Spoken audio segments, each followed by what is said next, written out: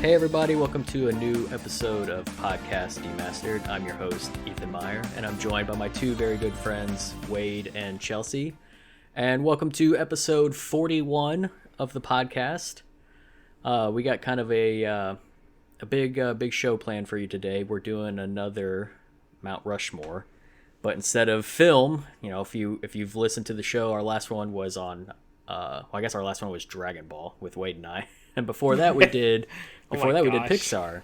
That was so long ago. That was so long ago. I felt like, but that was a great. Hey, but now we're over the hill, though. Our podcast has made it over the hill, as they say. Yeah, we need the black balloons to fall down on us.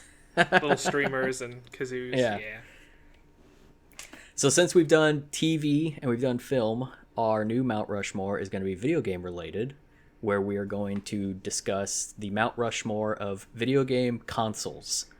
So before we get into it, there's a little bit of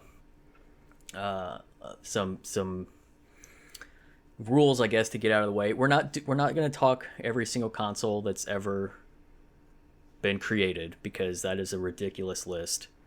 So what we did, kind of behind the scenes, a little inside baseball here, is between the three of us, we kind of just picked out a handful of consoles that we for sure think have a chance, or at least that we want to discuss, and kind of narrowed down a list of 10 or 15 consoles that we're going to talk about today for our Mount Rushmore. So I guess best way to handle this is I'll go ahead and read off that list right now so everyone kind of knows what's going to be discussed.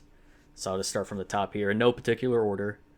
We have the Magnavox Odyssey, the Atari 2600, the NES, the SNES, the Sega Genesis, the PlayStation 1, Nintendo 64, PlayStation 2, Xbox, Xbox 360, Nintendo Wii, PlayStation 4, Game Boy, Game Boy Color, Game Boy Advance, the DS, 3DS, and the Nintendo Switch.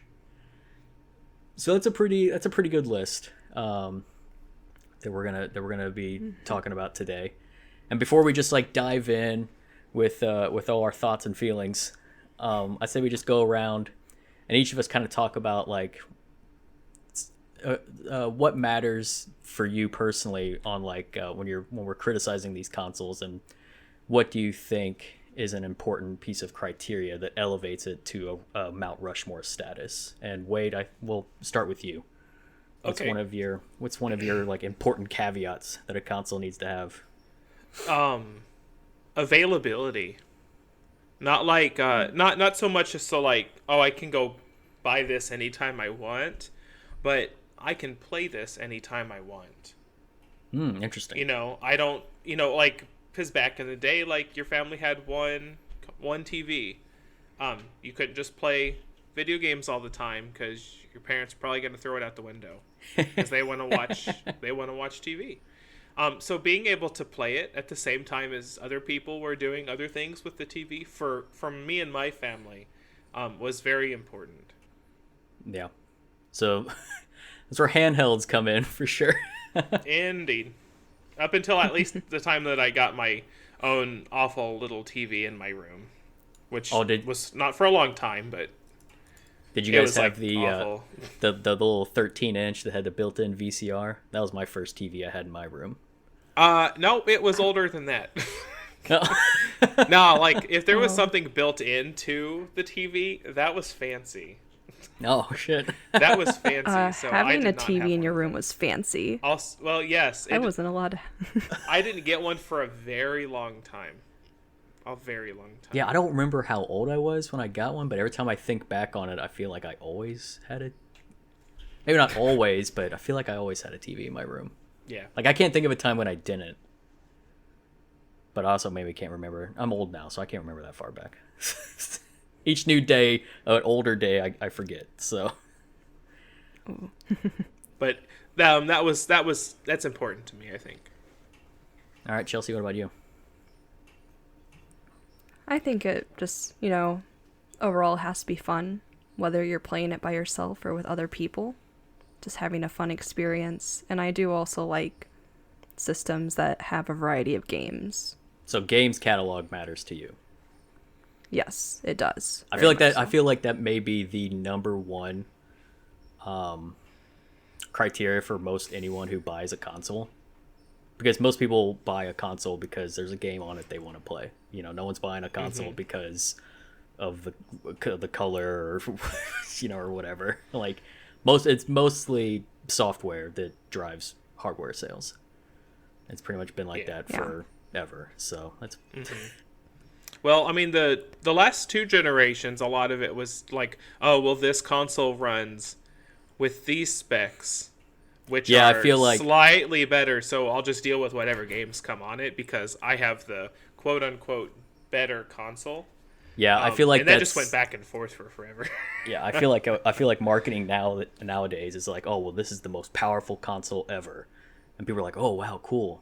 Oh my gosh, I have to have it. But it's like, oh, but you don't have this game that I want to play on it, so I don't really care how powerful you are. Yeah, I mean, I say that as if like that's a major selling point for most people. But if that was such a major selling point, why on earth is Nintendo still so successful? Yeah, because they'll never win that category. Oh yeah, and they gave up on fine. that.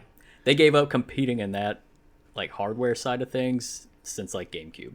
Like that's when they're like, all right, fuck this. We don't need it. We don't need that. That's stupid. We're gonna have innovation elsewhere. Yeah, we're gonna create our own lane. So the hell you guys. The hell with you guys, seriously. Seriously. So for me, yes, a gaming catalog pretty much has informed almost every console purchase that I've made for myself. But in terms of like a Rushmore status console, something that I think is very important is industry like significance. And by that I mean like what specifically about this console changed the industry or pushed something forward or kind of like adjusted the course of the industry itself through multiple generations to come. I think that in itself is such an important factor for these consoles. Is like maybe at the time people didn't think about it, but looking back on it now, it's like, oh wow, that really informed a lot of decisions industry wide and not just like for a specific like publisher or manufacturer or you know what I mean. Like so many of these consoles changed so much of what happened and how people, not only consumers but like people within the like the competitive market, how they like thought about things. And I think that's very important to note in a Rushmore status. So, but yeah, all right, all good things. So, who wants to go first? Does anybody dare take first blood? Ethan, Chelsea's usually go for it. Chelsea's usually pretty vicious. No. Like, you want me to go first? Yes. Yeah, you're very vicious. Go for it. Oh, I'm not vicious. I'm objective. Oh, is that what we call it? Okay, so yes, that is exactly what we call it. I want to talk about the Magnavox Odyssey. I don't think it belongs on the Rushmore, so I'm going to get that out of the way now. But I wanted to bring it up on the show just because since it is regarded as the first home console, it's kind of the foundation for this talk in general. Coming out in like the early 70s, I think it was like 72, I think is when it came out. So I basically just wanted to put that name out there in the ether for people to know Magnavox Odyssey, because most people when they start thinking, especially our age group and like the generation beneath us, when they think older consoles, they just think like the NES, like that's like as far back as their brain will take them. So I just wanted to make sure that people knew that there's like 2 whole generations before the NES was even like a thing.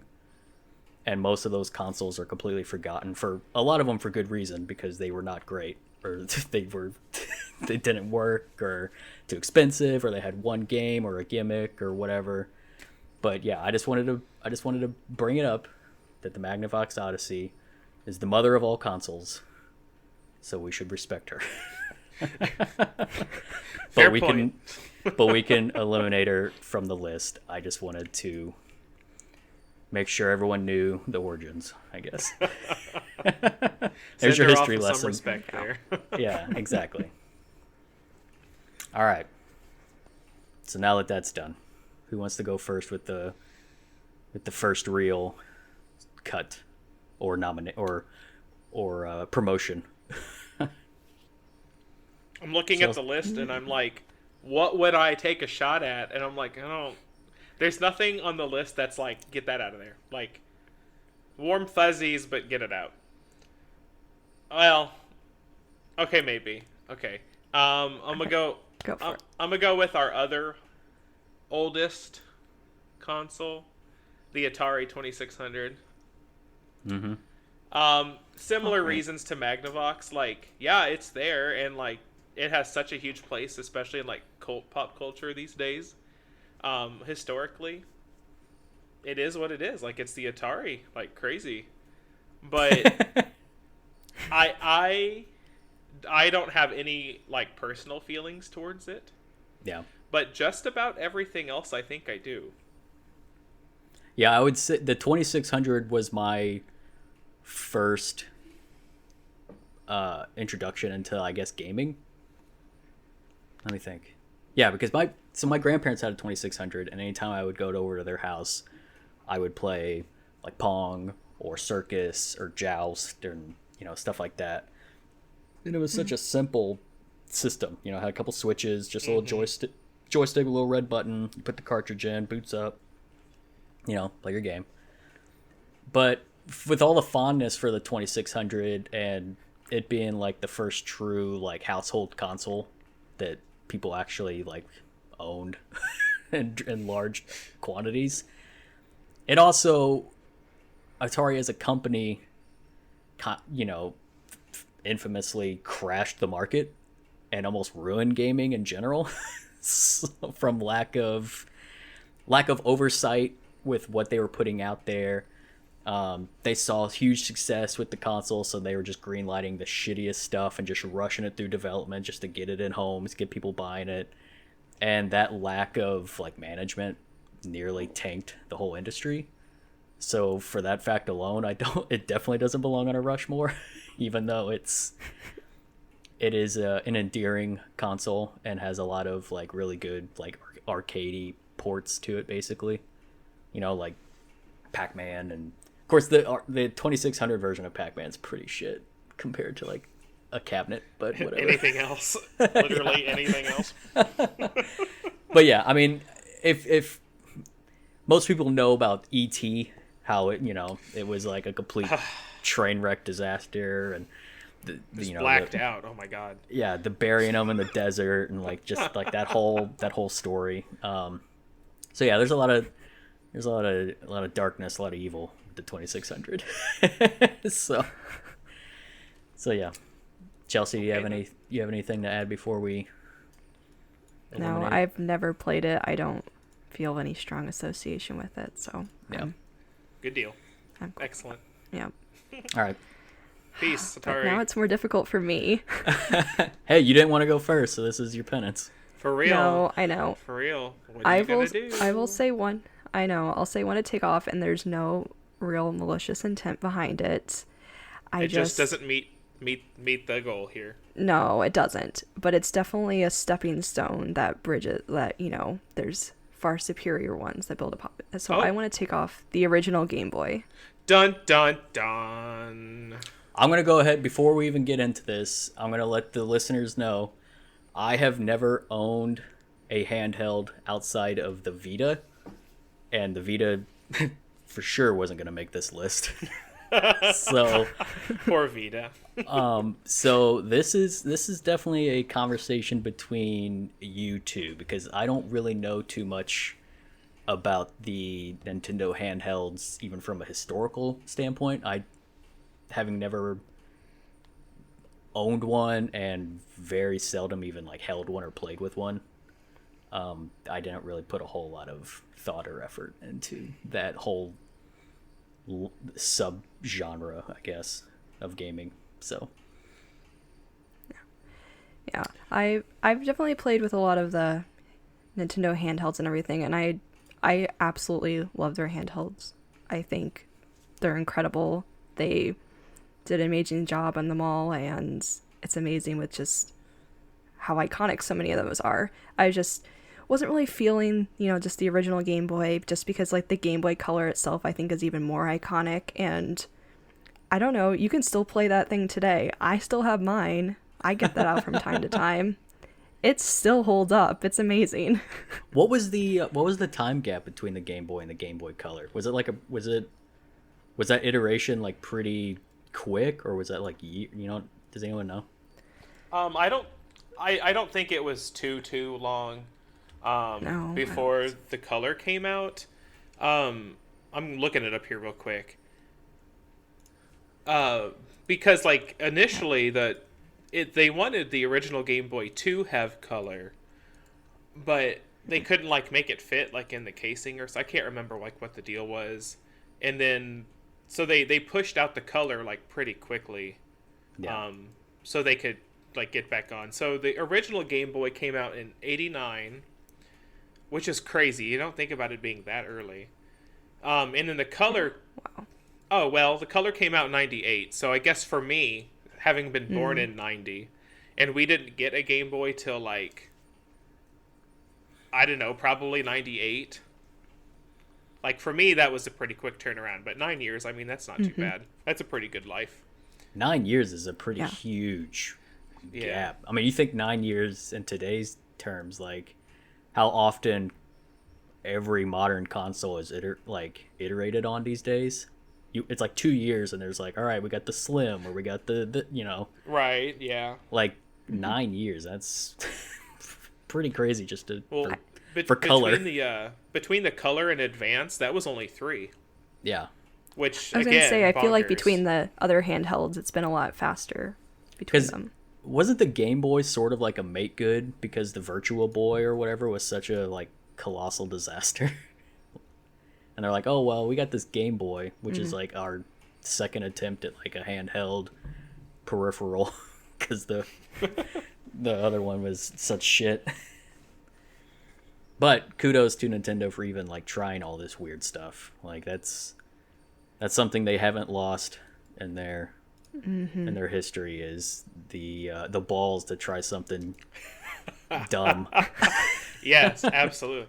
Well, yeah, and thank God that they did so many things, because so much bigger things like other companies ran with after they did it. Like, oh yeah. I always like, my students are always like, "Oh, Nintendo, it's for little kids," and I'm like, you need to respect, because Xbox wouldn't have happened without any Nintendo stuff. And they're like, "But it came out first." I'm like, that's some ignorance, but you keep doing what? Well, for so many of my kids, like so many younger kids, they haven't been alive in a world that didn't have Xbox. Kids these days, Yeah. they don't. Or they're like, how... oh well, Microsoft existed before youngins, no. Nintendo, and I'm like, that's not even true. So you need to just get off the high horse, kiddos. Come on now. Yeah, I wonder if your kids know that Nintendo got started making trading cards before they even started making games. Clearly not. Clearly not. They've been a company since like the turn of the century. Yeah. Last century. The turn of last century. Yeah, the turn of last century. Sorry. Yeah. But no, the Game Boy was beautiful. I played my very first Pokemon game on it. It's a huge stepping stone for what a bulk of Nintendo's business would later become. Mm-hmm. But four double A's. 4 double A's. 4 That's too much. double A's. It's like was so expensive. It was like the Game Gear basically needed like a car battery to power it. It did. It's like, oh, I got this really cool Sega handheld. It takes 37 AA batteries to power it. Like, oh, cool. And it wouldn't even last that long. And it would last like, yeah, exactly. All right. Bon voyage, Game Boy. Bye-bye, Game Boy. We love you, but not today.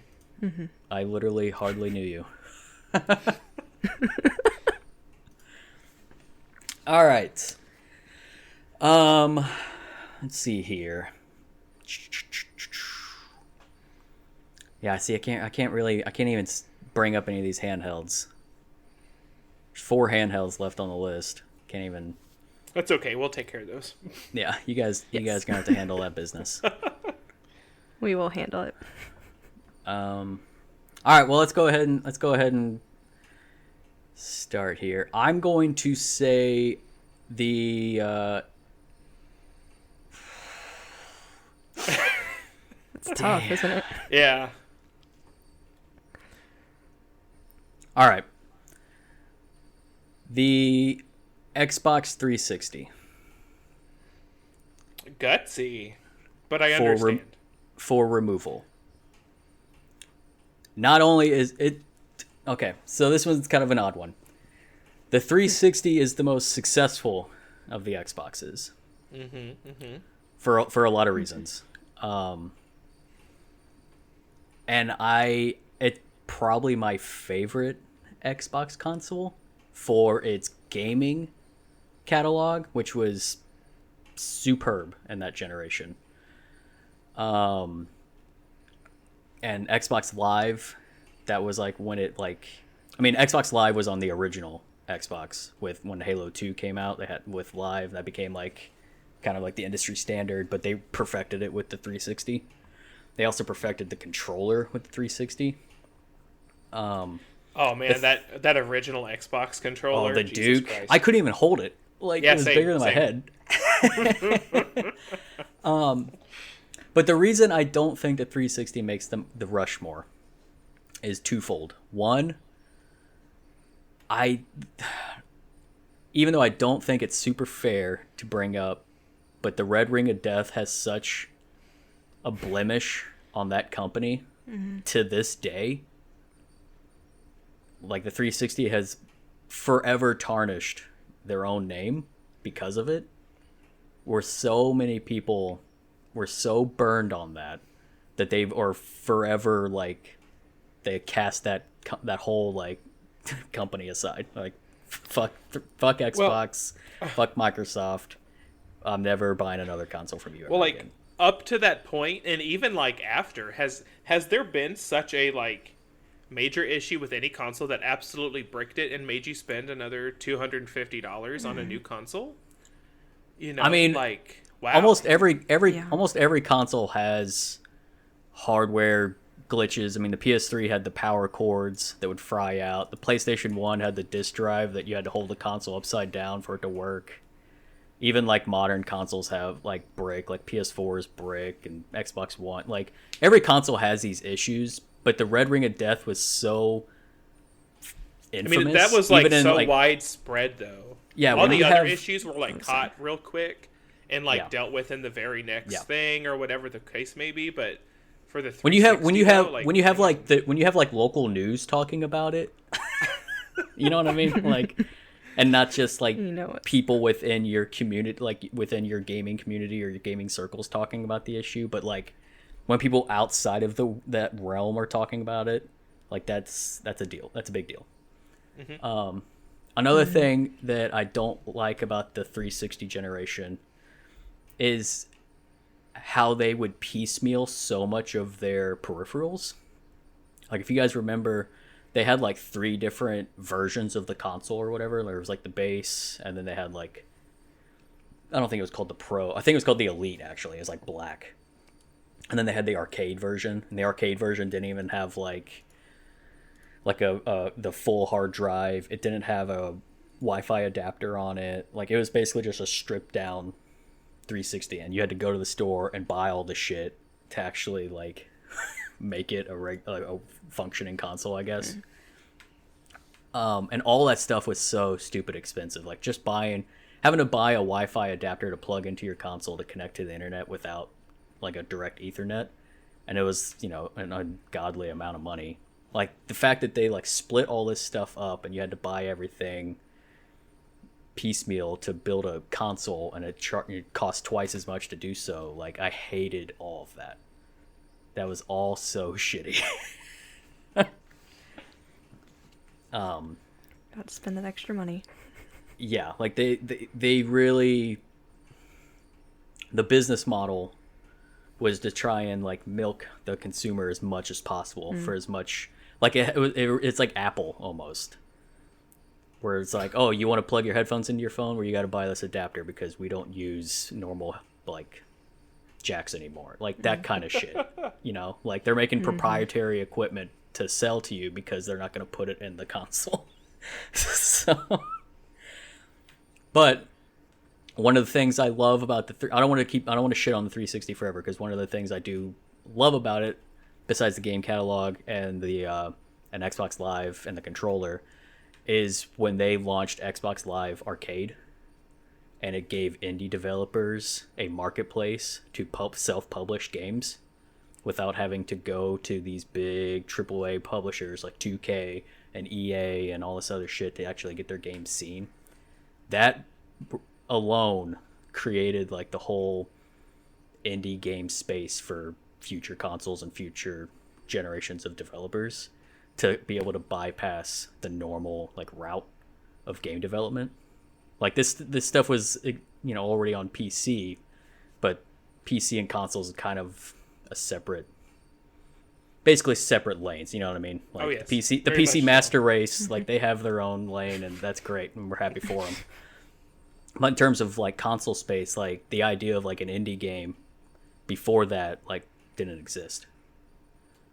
And now we take it for granted that like indies are just like a thing, you know? And that you get, you know, thank Microsoft and their endeavors to give indie developers a voice and a place to publish. Like that was huge. But yeah, I just think there's way too many blemishes on the 360 to make it a Rushmore candidate.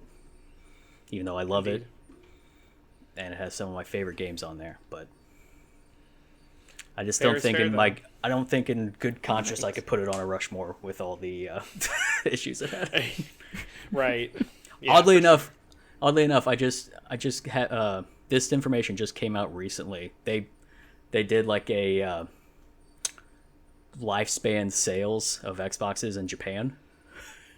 So in the 20 years that Xbox has been a thing, they've only sold like 2 point something million in Japan total. The 360 was the one that sold like 1.6. Like the original Xbox sold like 40,000 units. Because like in Japan, like Xbox is like a boutique, like niche, like collector's console. You know, it's a completely different country, different market, different game, like everything, and like yeah, it's just it doesn't have a foothold over there. So I just think it's funny. In 20 years, they've only sold like 2 million consoles. There's nothing for them to do on it. That's so fucking crazy to me. And if Japan liked shooters more, then maybe. But even maybe, even if they did, they still have the PlayStation. Well, that and like the original Xbox when it came out, even the games for it, like localization is like a thing we take for granted now because that wasn't such a big priority for developers 20 years ago. You know, if you bought a game that came out in Japan, you're playing it in Japanese and vice versa. Like it would, unless it's like a huge popular series, like from a big like a Squaresoft or like a lot of these like smaller studios they didn't pay for localization. You know, and like same with like the West, like when they develop a game, they didn't have people on staff to localize it for a Japanese audience. So it's just like all that stuff that now is just like common. A game launches and it's localized for like 30 different languages and all these accessibility options and yada yada yada.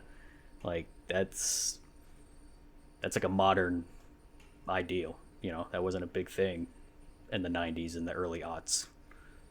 So kind of makes a difference. Yeah. Okay, so all right. So bye-bye to the 360. I love you, 360. You're a good just, boy. Just too dramatic. I never had the red ring happen, and I had the arcade version. Like, I had the cheapest base model you could get.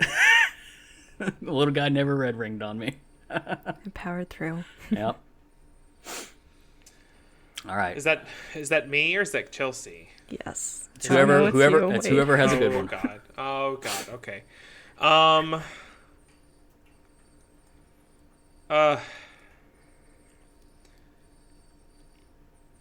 This is so difficult. Okay. I don't like myself already for it, but I'm gonna go with the regular Nintendo. The good old NES. Kind of Okay. like the Game Boy, like it had all the right things for like what we had at the time, but it was usurped and it carried everything with it into the next generation. I don't know. Yeah. Help me out.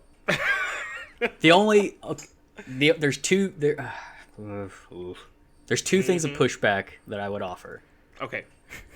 One, NES is like, if the Atari 2600 almost destroyed the industry, the NES is credited for saving it, right? Yeah. And partly because of first party offerings, but second and less like known is something that people complain about today about Nintendo is what actually was the best thing that could have happened to the industry 20 years ago or whatever, or however long it's been. Math, it's too late in the evening for math now. But anyways, Nintendo had such stringent regulations for third party to develop on the console, such like oversight and making sure that it wasn't just a bunch of trash getting thrown onto this console for people to play. Like, they had so many like just like contracts and licensing agreements and all this like red tape that these developers had to go through just to even put something on that console. But that's kind of what needed to happen, because the Atari as a company did the opposite of that. They're just like, oh yeah, put whatever bullshit you want on our they're like Steam, you know. Steam's just like, yeah, whatever, everything's fine. It's your responsibility. Deal with it. Yeah, exactly. The NES started the kind of the Nintendo way of thinking, where they're just very like play it close to the chest. But that's kind of what needed to happen, because that console just had a series of bangers after like one after another, you know. Like, if you think about all those like Mario and Zelda and like all these like original IPs, like they were so perfectly crafted and curated, like it made that a must own console, you know. And like, I don't know though too much. I'm sorry, because I never did play the NES or the Super Nintendo, and I was actually curious to hear your guys' thoughts on it, because I have never played them, to see what you guys loved about those so much. I to this day I regret getting rid of my original Nintendo. I had the like top loader version, which was like modeled after like the Famicom, which is like the Japanese version of the Nintendo. Like, in Japan they were called Famicom, not Nintendo Entertainment Systems. I never owned a Super Nintendo, but like everyone in my neighborhood had one, so I played a lot of it. But I mean, kind of like what like Wade was saying, like the Super Nintendo is exactly that. It's just the Nintendo, but it's super. Like, it's it had the 16-bit graphics. It had basically all those IPs got sequels, and you know, with the 16-bit graphics chip, you had not only better graphics, but you had better music and like everything to help compete with the Genesis, which was also a 16-bit console. So, I mean, if I'm coming down more on it on just from like a historical angle, like the NES is like the crown jewel of the industry, because it is our it's the second coming, basically. Like, oh, thank God this console came and resurrected a dying industry that everyone thought was like don't put money into this because it's gonna tank, it's gonna fail, you know. Like, no one took gaming seriously in the 80s after the Atari fallout. So a trading card company, Nintendo, making a console and basically having this like this hysteria overnight that everyone needed it and reinvigorated an entire like dying industry. Like to me, that's like a Rushmore status.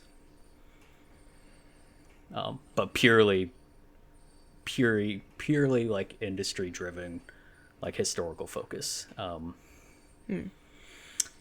So Wade, what rebuttal? Like I get the historical part, but I'm not really coming at it that way. Right. You know, for me, like the Nintendo, the original Nintendo was like the beginning of gaming. For me and my family, I think a lot of people like our age growing up, Yeah. that's what we had. That's what there was. So historically, I can't deny any of that. Yeah. But as far as like time spent with it and enjoyment, and stuff like that, I wouldn't put it in a personal list. All right. So what do All right. you think? What do you think, Chelsea, as the unbiased third party? Since you haven't just hearing both sides, I guess. What do you think? No pressure. Yeah. It sounds like you guys want to keep the NES for a while and take out the Super Nintendo, is what I'm understanding. Okay, so if I had to pick between the two, I would pick the NES purely on the standpoint of historical impact. But I would agree with Wade that the SNES is the better system and had the better games. So take what's more important to you for a Rushmore console? Like its impact in the industry or its fun factor, I guess. That I'm supposed to pick? Yeah. Yep. Right now. Or we could table both. Or we could table both of them and come back to it later. I think we'll table it for now. I do think that, historical, that's, I love history. I love, historical significance. But I think with consoles and everything, there's that fun factor, that long-lasting impact of the enjoyability of wanting to go back to and play those games and play that system. Anyway, so. But we can table that for now. We can see if we can knock off another one. All right. We Chelsea, can try. Chelsea, then that's on you. Yes, it is. Nominate a replacement. I'm debating if I want to talk about another handheld. We got 4 of them on the table, and I don't think all 4 of them are going to be on the Rushmore. So I have to whittle them down at some point.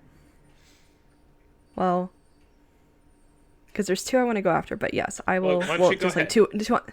One of the. I'll go after one of the handhelds. That's fine. Okay. I think I want to remove the Game Boy Advance. Oh no! Whoa! I didn't think that one first. I was just not really emotionally prepared for that yet. Oh, I'm sorry. Okay, tell me about it. Okay, so initially when I think of the Game Boy Advance, I do think of like the longer version system, the one that But I also think, that does cover like the SP. Now, I absolutely do love the SP. That is also a system I still have today. And it does have a lot of perks to it. Like it has the backlight and everything. It has, the light on it that tells you, yes, you could charge it. The damn thing. No more that it shows like when it's a us. low battery. That's all fun and everything. And yes, that one particular, like it did fold down. It was a lot smaller. You could put it in your pocket. But the Game Boy Advance, like the original one itself, I honestly didn't own that system. That one didn't really build off the Game Boy Color for me. It didn't really add anything to it. It just... Can you hold on before you go any further? For Yes. us handheld novices in the crowd, what was the iteration? Like, what was the difference between or let's say you had a Game Boy Color. Let's say I, Ethan, own a Game Boy Color. Mm-hmm. Nintendo just releases the Game Boy Advance. What was the push besides games that made me need to own an Advance? You know what I'm asking? I honestly thought it was you could just play the all of your games. previous games on it. You could play the new Advance games, and you could play your old games. Okay. But yeah, I mean, but it did. I know the personally form didn't think it factor was added that different much. too. Yeah. Well, no, because it still used batteries. It used well, I think it used the same amount of batteries as the color, was because the Advance took 2. 2. Did the color take 2? Yes, That the color sounds has right. 2. Yeah, that was 2. But there's no backlight, not yet. The games were smaller. Like, they were smaller. I thought they were kind of harder to lose. They were easier to lose than, like, the regular Game Boy games were.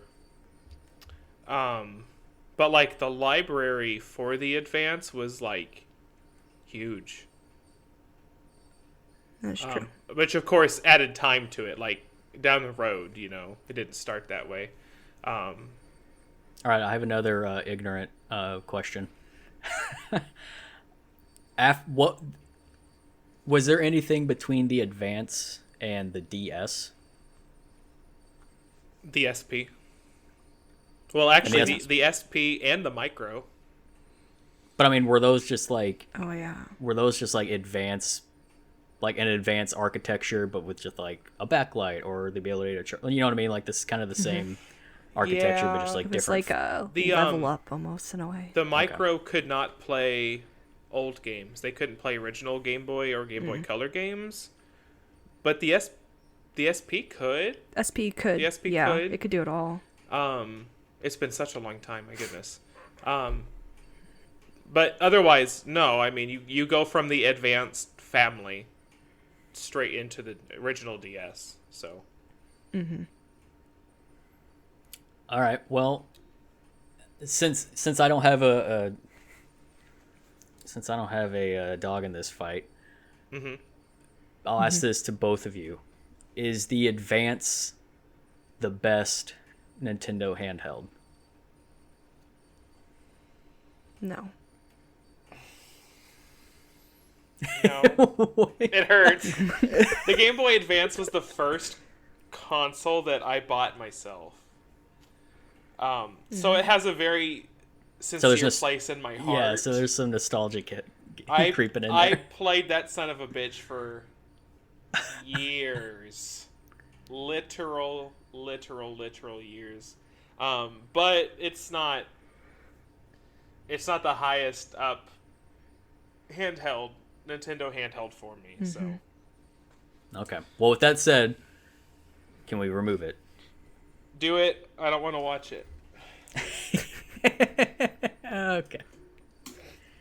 Hey, but it made our top list though. It did. So it at least got talked about, and that's something. Whew, okay, that was too much for me. All right, Wade. It's gonna get worse. Back to me. Back to you because we tabled your earlier one. Lame. I'm like dealing with some trauma here. Okay, give me a second. Okay.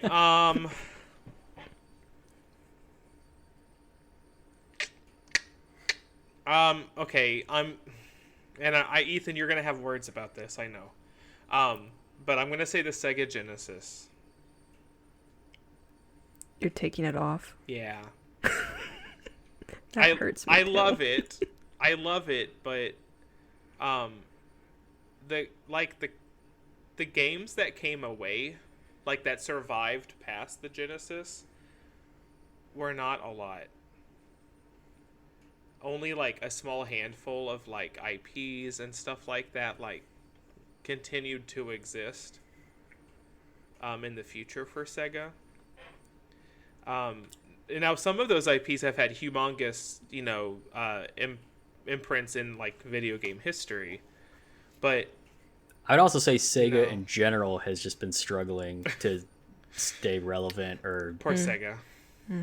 Because even after the Dreamcast kind of bellied up their hardware side of business, it was from a software side. It was really hard for. There's not really a whole lot of Sega has a lot of IP that's known, but a lot of it's known for bad reasons. If that makes sense. Yeah. The Genesis was the console I got instead of the Super Nintendo. So everyone had Super Nintendo and was playing like Street Fighter 2, and I had the Genesis, and I'm playing like Streets of Rage and Altered Beast and Streets of Rage. Echo the Dolphin. You know. Oh, I forgot about Echo. So great. Yeah. Chelsea, go, because I'm reeling here. Yes. So you had a Genesis. So you, Yes, I've had a Genesis. This was my family's first console. At least, when I was born, everything like that was the console that I enjoyed gaming on, learned to play games and everything. So it definitely holds a huge nostalgia factor for me.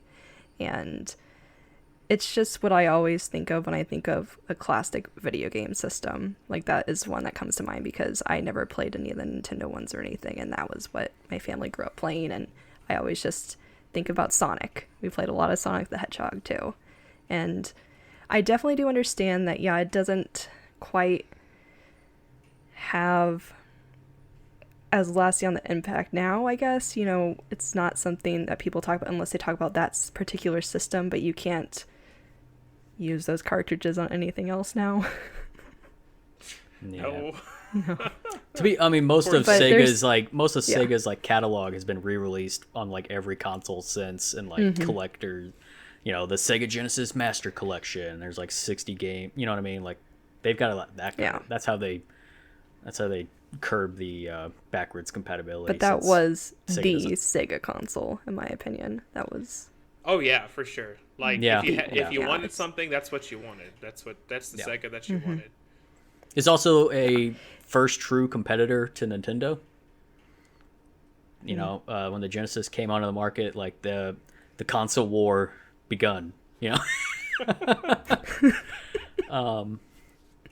Sega spent a lot of time and resources and money trying to bring down Nintendo as like top dog, and that Sonic was like their way of doing so, or trying to do so. They tried really hard to make a foil for Mario and his pals. Well, I mean, they succeeded. Who doesn't love Sonic? Like, I love Sonic. True. I think people like the idea of Sonic, but most Sonic stuff is just not good. Classic Sonic. It's Well, good. yeah, exactly. That's why the Sonic, what was that Sonic game that came out a couple years ago that was essentially just like a remixed version of like the OGs? Sonic Mania. Sonic Mania. That's why that Yeah. game was actually a success. You know what's 'cause it was funny? That game wasn't even made by Sega. Yeah, I know, that was made by, it was like a fan basically. Yeah, it was a fan, and they saw it, and they were like, "Hey, you wanna like Yeah, legally keep making that game, Yeah. and then we release it?" And he's like, yeah, that sounds like a good idea." yeah, it was like a fan project of a guy just like remixing old Sonic levels and then making some new ones. And Sega's like, "Hey, we haven't been able to do this in 20 years, so we'll just Instead of you doing it illegally, would you like to do it legally? we'll just allow you to do it and make the best Sonic game since, the 90s." Man, I want to hope for this new one so bad, the Sonic Frontiers game. Oh, that's like the open world-esque one. Yeah, I'm hoping for it. I mean, we don't know. We haven't seen any gameplay on it yet, but I'm hoping. I just don't. I think the problem with, before we go down a huge rabbit hole about Sonic, I think the problem with Sonic is his moveset is so complicated to gamify in other ways besides just side scrolling.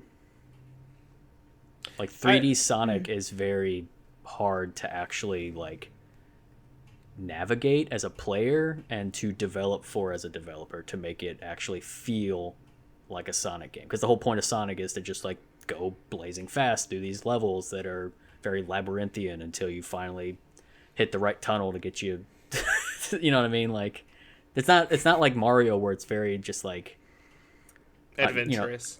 More platformer. Where Sonic is just like, I'm just trying to like shoot through this level as fast as I can. And a lot of the times, a lot of it's out of your control, and it's just like the design of the level is pushing you through it. You know what I mean? Sonic Adventure. where a Mario game is very much like it's timing and precise platforming, and you know, which is easier to like mimic across like generations, I guess. But like a Sonic game, I just feel like it's very complicated. So like the idea of an open world Sonic, like I hope they have a good idea. Well, like the director or something is like, I can't remember what he's done before, but people are like, oh, it maybe this is it, maybe this is the game. Yeah, I don't know. We'll see. Because Sonic's not fun when he's not going fast. You know, like I don't want to just bop around and platform as a blue hedgehog. You know, like that's not what Sonic is. Sonic's just closing his eyes and just zipping through these crazy levels. You know. Hey, but at least he's got some good movies right now, so there's that. He's got a decent film. If you're gonna tell me that this movie, the second No. movie, is not going to be a masterpiece, you can exit yourself because it looks so freaking good. I will I'm gonna 1,000% tell be you sitting it's there. not going to be a masterpiece. To each their own masterpiece. Yeah. Sir, no, no. Okay, stop. Idris Elba as Knuckles. Get Was a yourself mistake. out of here. I love end this Idris Elba. conversation before I say something. So back to the consoles. Taking it off. Hateful comments. Yeah. Taken off. Oh, it's gone now. No more conversation. All right. Conversation over. Yeah, I mean, I'm fine with Genesis not making the Mount Rushmore. Good. The two things I'll say about it before we leave it in the dust. It definitely had the better sound card than the Super Nintendo. Some of the soundtracks for Genesis games are amazing. Mm-hmm. And secondly, yeah. I think the controller is better. The 6-button. Man, that controller's so cool. That's nice. Yeah, the Genesis controller was like really well designed. So. Mm-hmm. Good stuff. But yeah. Okay, Ethan. Farewell. All right. Back to you.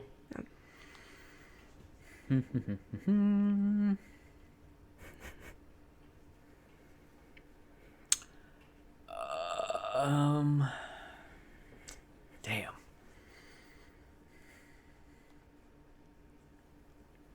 We have How 8 to about- go. Oh my god. Oh, I know. Yeah. All right, so let's.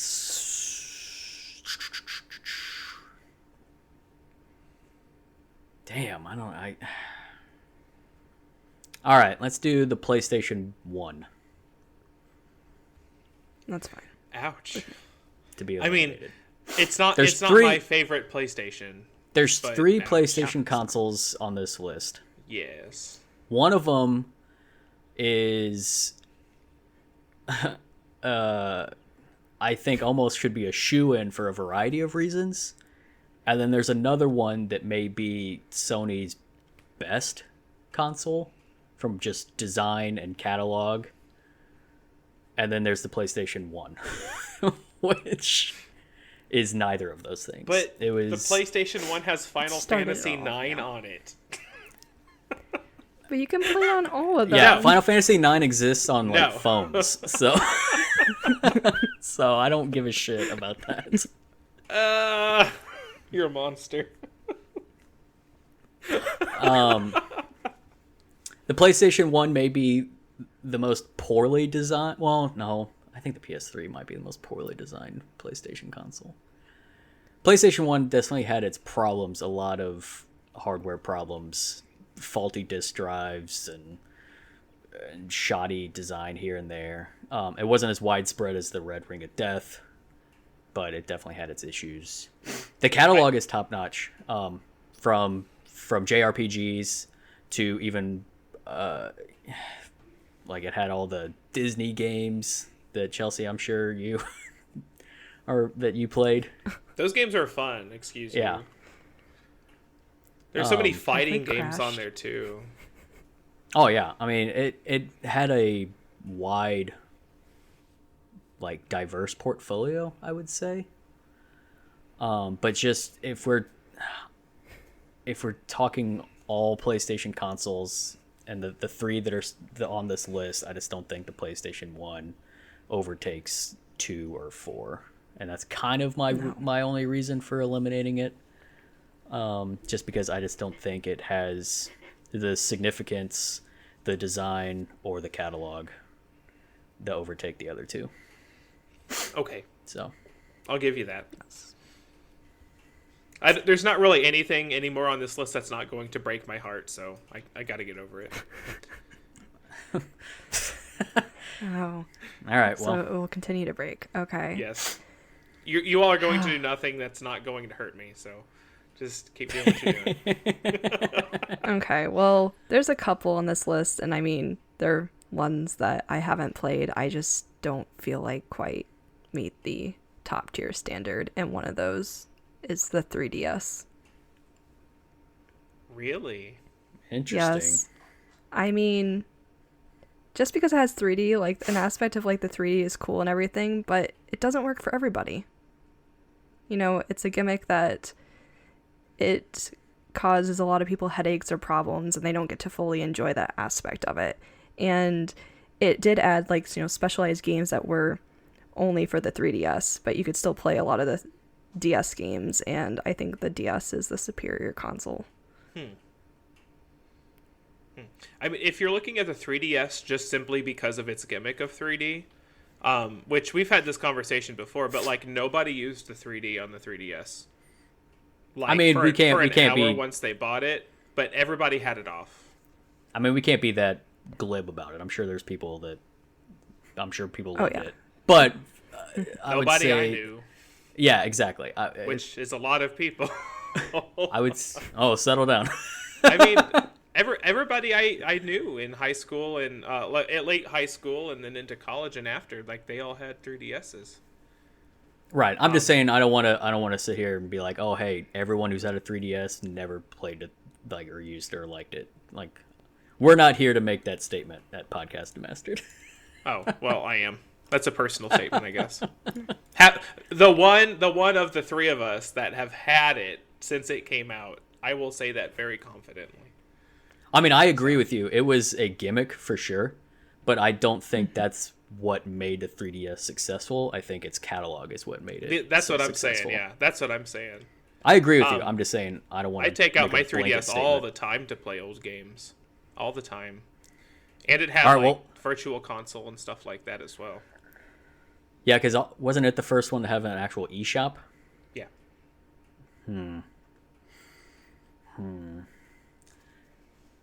I don't know. And again, like the DS, you can do everything on the DS on the 3DS, but better. There isn't any games that you can't play. You can continue to play Game Boy Advance games, and oh wait, on the 3DS, can you do that? Maybe that was just the DS. Probably through if they had a virtual yeah. console. No, there wasn't virtual for Game Boy Advance yet. Oh. Well, I say we table it, take a break, and we'll come back and keep having this vigorous conversation about 3DS and DS. Okay. So, let's take a break.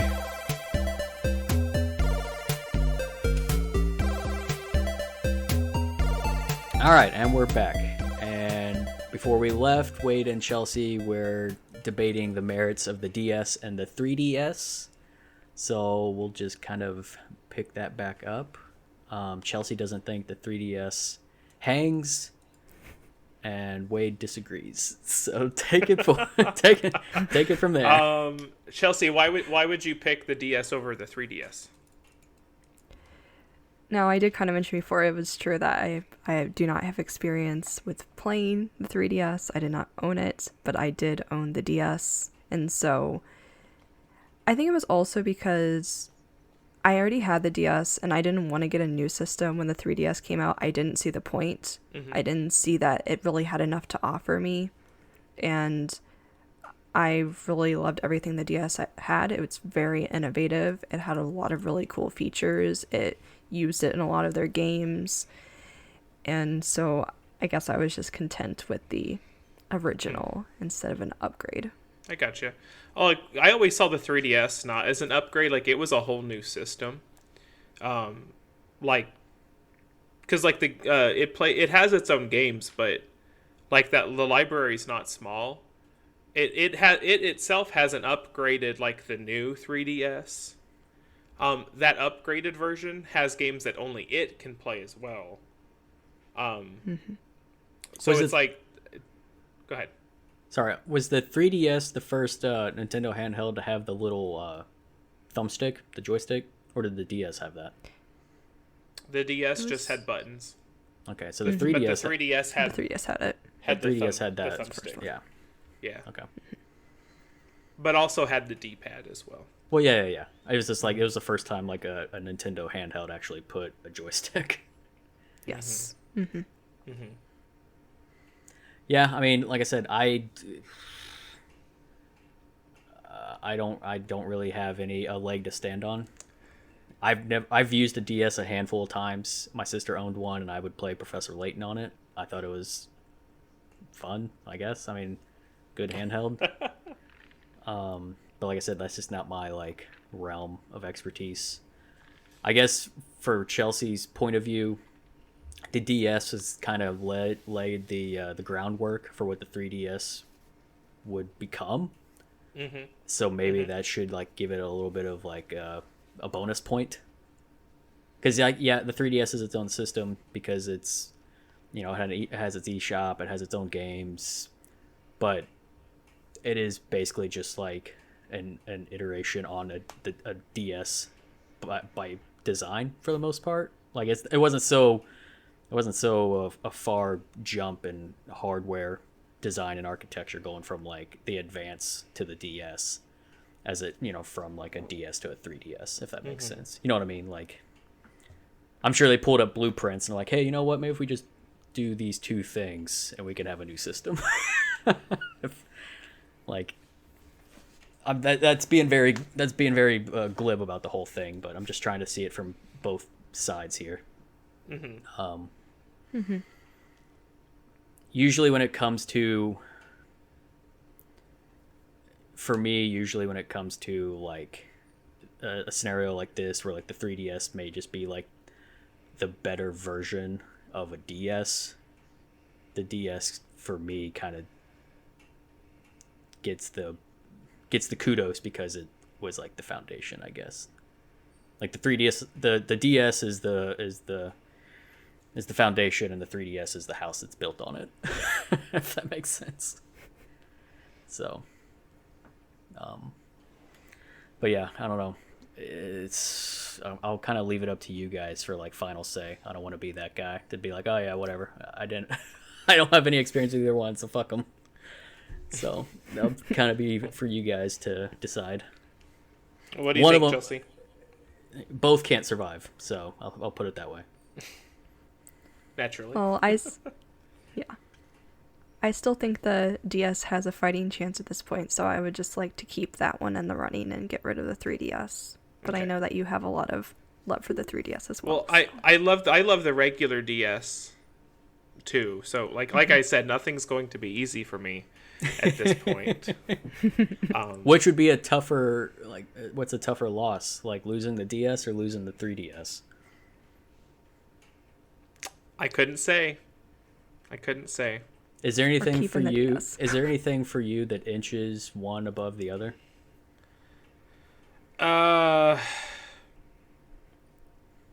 Man. Because I since don't you've already know. said you don't give a shit about the gimmick for the 3DS, I know that's not the only thing it adds, but that's like by namesake, that's like its main shtick. So. No, I mean if Chelsea can make a decision, then I can go with that. That's fine. So the 3DS is canned, is what Yeah. you're saying. Yes. I guess so. Woo doggy.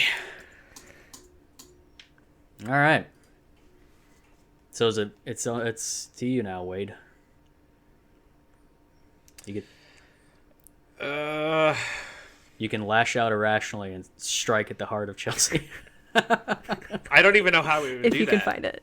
Yeah, Yeah, I don't. Well, I think I could circle in on one, but that would hurt all of us. So no, I'm not going to be vindictive about it. No, that's fine. Well, that's nice of you. Oh man. good golly gosh, this is so difficult. Let's go back to the NES SNES thing. Okay. Do either of you seeing either of these two consoles being in their Mount Rushmore? I would say the NES just purely for a significant standpoint. I think when you think Mount Rushmore, to me, it just like you guys talk about like fun factor and gaming catalog, and this console still has both of those. Like even when NES games are released on like virtual consoles, like people go crazy for it. So it has like that lasting appeal, but it also just has like the historical significance within the industry. So for me, that matters a lot. The SNES may be the better console of the two, like better design, and just like, you know, it's super for, you know, a reason. It's the super version of it.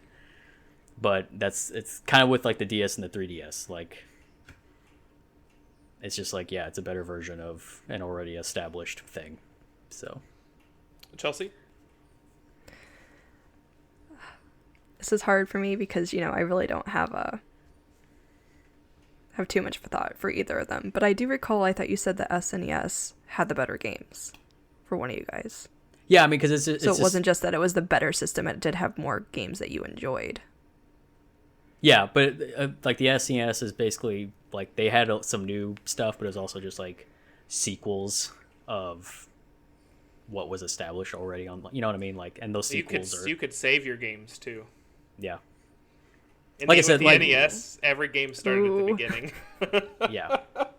Unless you had like some games had like a code or something that you could type in to get to certain. You know, they had like some Konami games had like workarounds and weird shit like that. I'm pretty sure Metroid had like a code system, or maybe that was like on the SNES. I can't remember now. But anyways, yeah, I mean from a hardware purely architecture standpoint, like the SNES is obviously like the superior console, and but like I said, I'm standing on like just the laurels of history here. Just the like to me, that's what matters for a Rushmore console is like its impact on the industry at large, and the NES is like why we're even here talking about this stuff. Okay, I'll say SNES then. Yeah, we'll take it off. Okay. Yeah.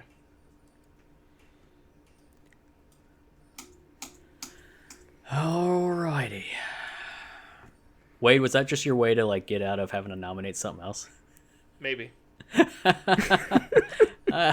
at least we dealt with it for now. I see your game here. Should we let the listeners know what we have left? Just to give them Yeah, a recap? yeah. Oh, yeah. Go ahead, Chelsea. Go ahead and give them a recap of what's left. All right. So, yes, this is a slow, difficult process for us, but what we have right now is the NES, Nintendo 64, PlayStation 2, Xbox, the original one, Nintendo Wii, PlayStation 4, Game Boy Color, Nintendo DS, and the Nintendo Switch. All right.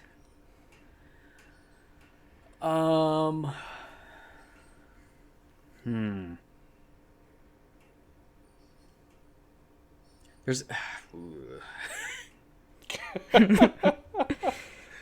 Yes.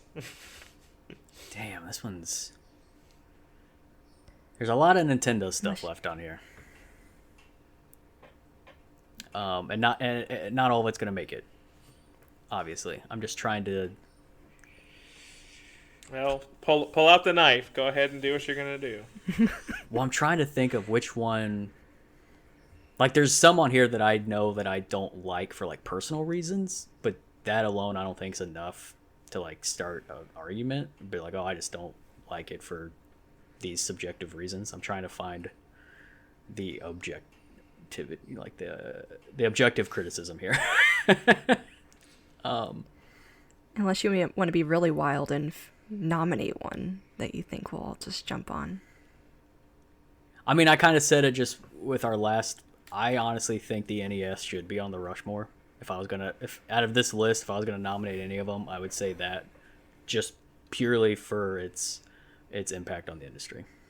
I think that is what a Rushmore is. That's why on our Rushmore, and for presidents, like it's more just like the significance for a lasting impact, and not just like what they did in the time they had, kind of thing. And the NES has the most lasting impact on the industry. If I was going to go that route and nominate one, out of the Nintendo stuff that's left that I don't think would be on a Rushmore, I would say the 64. If we want to open that up for discussion. You will have the conversation. I can't do it. I mean, I kind of agree, but like, I don't think I could speak ill. It's fine. I like the Nintendo 64, and I liked it when I had it, but it's probably the only console on this list where none of the games are enjoyable to go back to now. And owning that thing system when we were younger. Yeah. Well, you never played Paper Mario, apparently. Well, yeah. I mean, or Ocarina of Time. Ocarina of Time is not super great to go back and play. Like, even with its like modern emulated version, it's not good. Which modern emulated version? The one Nintendo just did for their virtual for the console. Switch. Oh, well, no. The that one on the version's 3DS, worse than the one on the 64. the one on the 3DS is good. When That's a completely like remade like game though. Yeah, that's what I'm saying. The Switch one is like, a god awful port that's worse than the 64 one. Yeah, but that's what I'm saying. I feel like just the 64 games, how they were designed and developed, kind of pigeonholed their relevance to that era. Like, you think of like an NES game with pixel art, side scroller, like that stuff is still relevant today. Like, they're still making games in that style. No one's really making 64-bit 3D games that look like that are like 12 polygons. Like those games just don't run or look great anymore, and you have to completely remake them from the ground up to even enjoy them. I never liked the controller. I think it's just like giving like a room of like like preschool kids like Play-Doh and make a controller out of it. Like, I always hated the design of the controller. I loved the quirkiness of it. I loved it. Yeah, it was funky and fun. Yeah, it's funky and fun, but it's like that's great for like a third party. Like, if Mad Catz wanted to make a Nintendo controller, sure. But like your system standard controller should be something that is, I don't know. I don't know. I did not like it at all. But like I said, for a time, I loved my 64. I loved the games I played. I loved playing Majora's Mask and Ocarina of Time and GoldenEye and Mario Kart and Pokemon Stadium and Super Mario 64 and all those games. And they're still beloved to this day, but it's through like rose-tinted glasses, because most of those things are like borderline unplayable now. And out of all the Nintendo consoles left, I think it's the weakest. So, floor's open. I can agree with that. Floor's I can agree open with for you that guys. statement. Yeah. It's at the bottom of my list of the Nintendo ones currently on there. So. Okay, cool. I thought there'd be more of a fight. No. Interesting. I mean, like, I could say things about how, like, you were clearly abused as a child to not love the huge library that it has. Like, because if they put any of like 40 games on the Switch, like the little virtual console thingy, I would be like night and day. I'd be there. But I can agree with the statement that it's the weakest of the Nintendo consoles on the list. I just think every other console on this list has their catalog is still worthy of being played to this day, even a console that came out in the 80s, where like the 64 is the only one on there that's just like most of that stuff requires a lot of effort to get it into a state that would even look good on a modern television. Like, all of these nice things are being said, and I'm just like, glaring at the Wii the whole time. Just because it annoys me. But Well, there's nothing wrong with it. It just annoys you? Me. well, let's go ahead. Let's just go ahead and talk let's about break it. that open. Yeah, let's go ahead. Yes. All right, so go ahead, Wade. I don't know, like it's not like the motion controls were fine. The controller, the nunchucks and stuff were fine. The games, I love all my Wii games. I still have them. I don't know. It just the Wii itself just annoys me. I can't really explain it. I don't know. The Wii came out in the era of gaming where everyone had to find a gimmick for their console. Where it was like motion controls this, and like, you know, they had the Wii, and then you had like the PlayStation Move and like the 6-axis controllers, and then you started getting like Kinect and all these like weird like gimmicky shit that most gamers don't like. That's not how they engage with the content. Like everyone was just trying to like broaden their market share, I guess. And I would argue that Nintendo was the only one that was successful at that. Because I think the Wii might be the only console that you can see in like a daycare and a retirement home. You know? Yes. So like it's something that like a vast amount of generations can enjoy. Like when my grandma was still alive, they used to have a class at her nursing home where they would all play like Wii sports, you know, just for like their like physical movement for the day, you know, so playing like Wii bowling and stuff like that. And then like the simplicity of a lot of the games designed for the motion controls opened it up to a whole new realm of gamers, and that's really cool. Personally though, I didn't like most of the Wii's offering. Besides, I mean, I like Wii Sports, I thought was brilliant and it was super fun, but like most of their like first party like sequel games that they had to implement like motion controls to were just were more frustrating and annoying than it was. More the whole time you'd be playing them, you're more like, I just wish I had a controller and I could just sit down and play this, you know. Just for fun, do you have an example of that? Like Skyward Sword, or like any of the like anything where you had to like, you have to swing the nunchuck to like hit the enemies, or you have to, you know, all like, that's not how I engage with gaming. I don't play games to be physical, I guess. Like I just want to sit down and just have a controller and just, you know. Oh yeah, you're like chill. sitting there on your couch in your chair, bundled up in a blanket, but like you need room to like wildly swing your arms around. Yeah. And you look ridiculous. Yeah. Like I a felt lot of that that's all the time. Yeah, a lot of this, which also made it probably for the best, but you don't really engage with the Wii for long periods of time. You know, it was something you'd play for like 30, 45 minutes. You're like, all right, Jesus Christ, I'm exhausted. I'm done with this. And you'd fire up another console so you can sit there and like veg out and play a game while you sit on your ass. Yeah.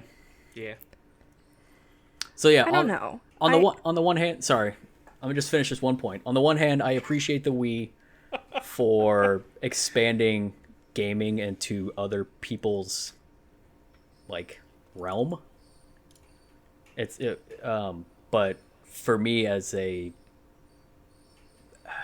personally as a gamer, I didn't really like a lot of my time with the Wii, if that makes sense. I thought it was like a good party system, you know, have a bunch of friends over and play some of these like more gimmicky motion games and stuff, but just like as something that I'd want to do on like a Saturday afternoon and kill a few hours, like that was the last thing on my mind, was firing up the Wii. So Chelsea, the floor is yours. Sorry. Yes. No. Okay. So yeah, I definitely have a lot to say about the Wii. I totally agree that you mentioned it earlier, Ethan. Like it kind of really bridges like all these generations, and it was just something that everybody could play. And this is actually what I saw like personally with my family. Like my grandma did play with us, and so did my like 4-year-old cousins. And it was just, it became like the system that was almost like this family get together thing where we would all play, take turns, and it was just, it really added to a fun time to hang out and something that, you know, like I said, everybody could participate in.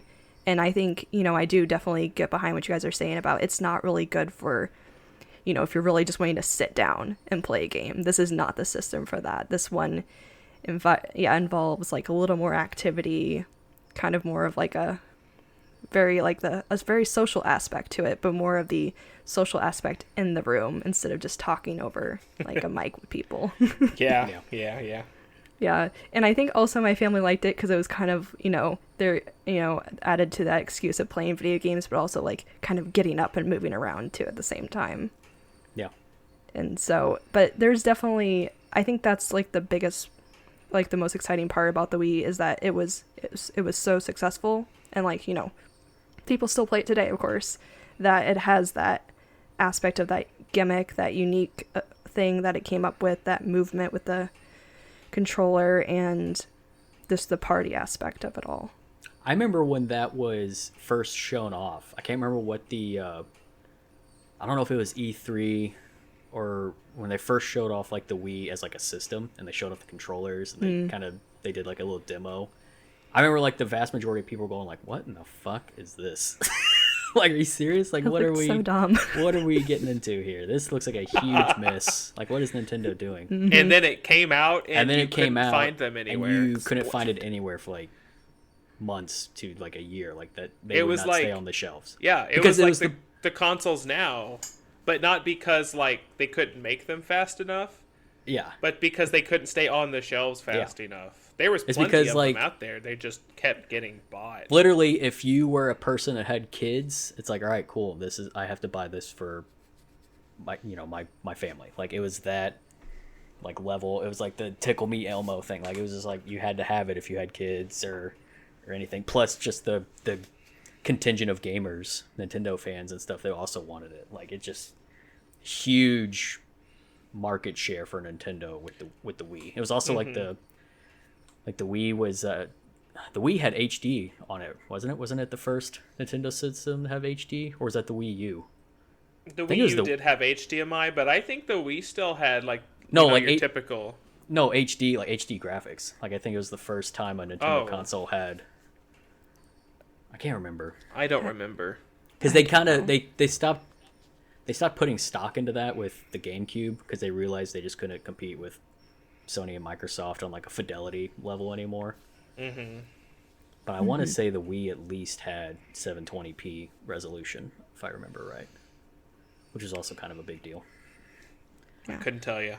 It got people into gaming that probably wouldn't have gotten into gaming if it wasn't for its unique gimmick that worked really well. Yeah, 100%. And it kind of created this whole new lane for Nintendo as we know them now. Mm-hmm. Like, the Wii kind of like was their first like departure away from like this competitive industry, and they're just like, you know what, we're gonna kind of go off and do our own thing. You guys have fun, making the same games this year after year. It's like we're gonna do our own thing. So yeah, I have love and appreciation for what it started and what its lasting impact is. Yeah, same. Even if I don't like it as me personally, I don't really like it as a console, and it's nothing I would engage with now. I do respect what it did for Nintendo and for, like you said, just like expanding the gaming kind of horizons.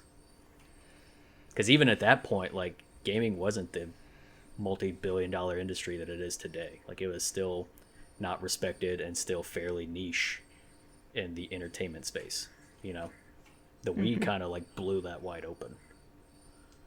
I mean, to a lesser extent, it also happened with the PS2, which we'll get into that. But the Wii kind of changed like who is a gamer, and not just like something for what everyone thinks a gamer is. Like, it really redefined what it was. Yeah. To be a gamer, Which is important. Yeah, so maybe we just hang on to it for a little bit and kind of see where it lands. Yes, I agree with that. Okay. Chelsea, what do you want to bring up? Oh boy. There's still two handhelds left. Do you just want to go ahead and Should we I don't try to think- choose I'm not between the ready two to- of them? Yeah, I think we should try. Looking what's left on this list, both of those aren't going to make the Rushmore, in my opinion. So I think we need to just go ahead and figure out which handheld does. Oh, Yeah. wait, I can. Yeah. You What only do you- think we should keep one? What do you? Well, I think it's going to come down to one or the other. Yeah, I don't think both of them make it. I'm worried that neither of them are going to make it, but I mean, which one is going to try to make it to the finals here? Which one do you think, Chelsea? Well, if I had to pick one that Uh-huh. will make it to the very end, I think it should be the Game Boy Color. Yeah. You disagree? No, I think you're right. I interesting. think you're But right. I do It's love the just- DS. Yes. We haven't Man, talked that about the is Game Boy also- Color, so can you guys wax poetically about why it is so revered for you two?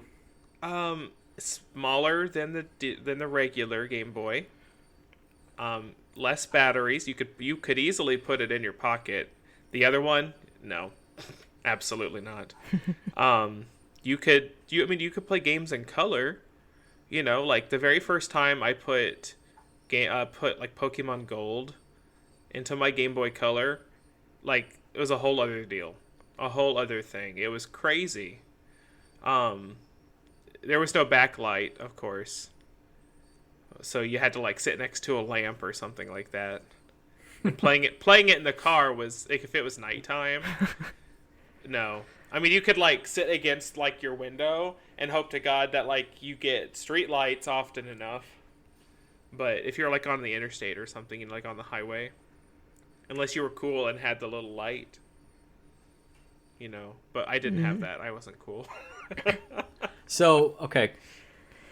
Do you I mean, it guys... really went along with the Pokemon craze, I feel like. Oh, Yeah, I mean, It was like the Pokemon games. Yeah. handhelds, it was- handhelds in general, yeah, we're definitely Yeah. boosted by Pokemon for sure. Mm-hmm. Are And you I- guys, out of these two, do you like the Game Boy Color for more of like a nostalgia reasons? Or do you just think that it's just the better handheld for its catalog, or for the fact that it was the first one in color, or you know what I mean? You know what I'm asking here? Like, are you guys looking at it So I through think- rose-tinted glasses, and that's why you like it so much over the DS, or is it superior in other reasons? you know not what you Okay. ask. Yes, this is a very loaded question. And also, I want to clarify, I never said that like it makes the DS like anything less. Like the DS is an incredible system on its own. Like it's what almost I consider, with what I've said about the Wii, what it did for specifically handhelds and the generation it opened up to gaming, because it was such a unique system that had that touch screen, the little stylus. You could do different types of things when you're playing those games. I feel like it just had such a wide variety of games for everyone. Man. So much, It- so much. You could learn things. You can play with other people. You Yeah, could. I do remember playing Brain Age on the DS. Oh yeah. Well, there's like art games on it to teach you how to like draw and stuff, and Yeah. there's all sorts of could like learn of those kinds. Japanese. Yeah, there was all sorts of different things like I that. love yeah. that one. Yeah. It's crazy. And then Ah, man. Animal Crossing. Well, I feel like Animal Crossing was a super big deal on the DS, but Oh well, no, it And it was was big on because everything, yeah. it was the second one. You didn't have to have a whole damn memory card for itself. The GameCube. You had to have an entire memory card just for Animal Crossing on the GameCube. Oh, the game. You didn't have to do that though for Wild World. So, man, Chelsea, I think we might have to go with the DS on this one. keep the DS. Yeah, I think so. Okay. I think we But accidentally. it's like I talked really don't want to ourselves get rid out of the there. color at the same I time, know, because I I want know. to fight to the very end. I kind of want to fight on some other ones. Those are very strong ones. Just you don't want to face the truth yet. get No, it. I don't. I get it. I'd rather face another one that we have not talked about. Oh. Which one? Yeah. We haven't talked about the PS2 and PS4. So okay, here's You how want to talk I about feel. them at the same time? We could. Good. When it comes to Well, Wade, those go for two, here's how I feel. if there was a gun to both of their heads, um, PS4 is going down. I agree. I love my PS4. I've used it practically daily since the day it came out until the day that I bought my PS5, and even then several days after. But the PS2 holds so much of my formative years in the form of playing games, but also it being able to watch like DVDs and stuff in my own room at my own time.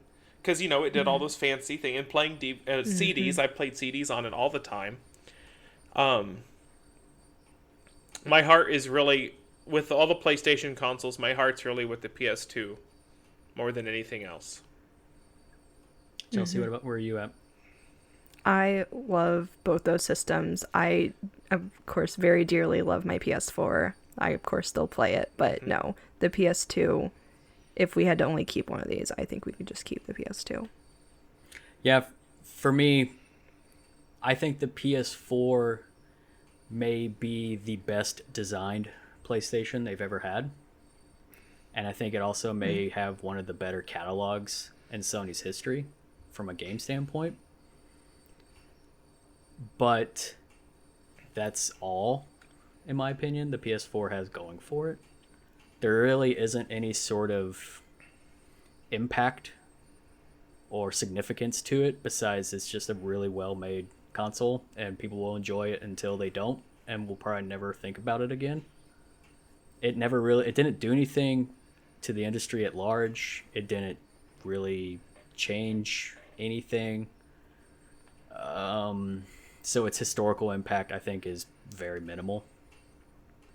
The PS2, on the other hand, not only is it...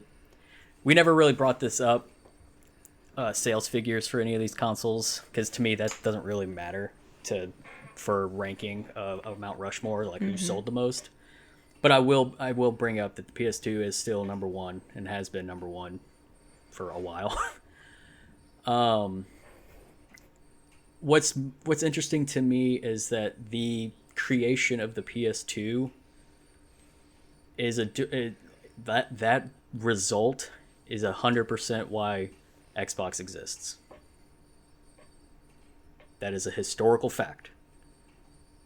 Where Sony was in their market share and where they were when they were announcing the PS2 and how they were basically directly attacking the idea that PCs were no longer needed in the home front and that the PS2 was like the new entertainment everything, scared Microsoft and Bill Gates so much that they had to go out and design a competitor.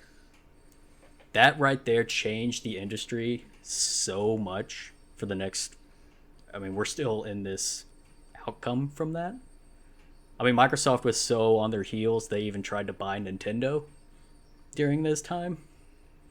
They approached Nintendo to be acquired. Nintendo obviously laughed him out of the room. But that goes to show how, like, where their headspace was. They can't have Sony, who at the time was still just like a, electronics hardware manufacturer making Walkmans and stereos and all this other shit, and now saying like, oh, you don't need a PC, you don't need a computer in your house, the PS2 is like this new future. Like, that scared the shit out of them.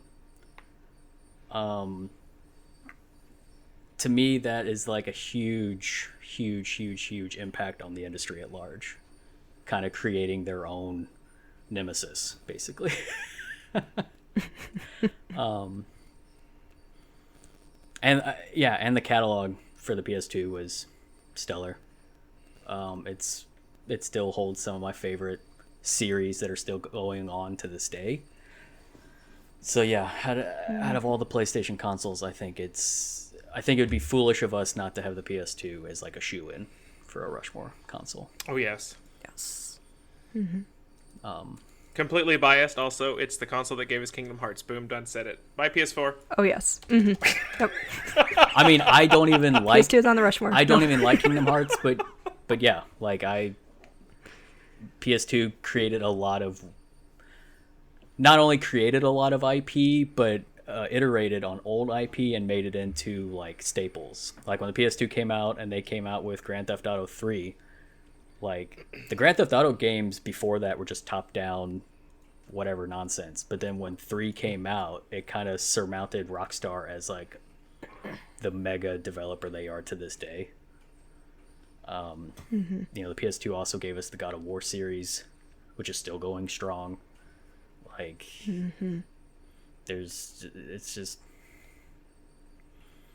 it also, I mean, there's so many things you can bring up about the PS2 that is just like, yeah, obviously this is a Rushmore console for sure. So yeah. Was it our first official one on the Rushmore? I think it'd be our first official. Oh, snap. Dun dun dun. We did it, Chelsea. We did it. We saved Kingdom Hearts. It will live on forever now. Yes.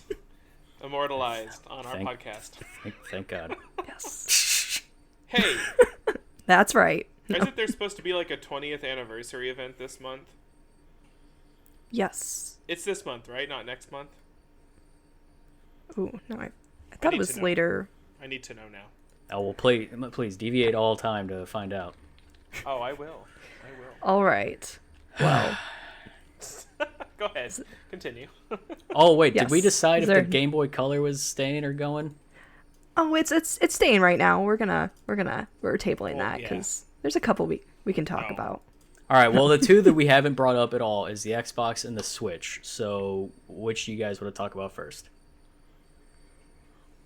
I kind of think the Switch is the weakest one on this list, but I agree. That's all.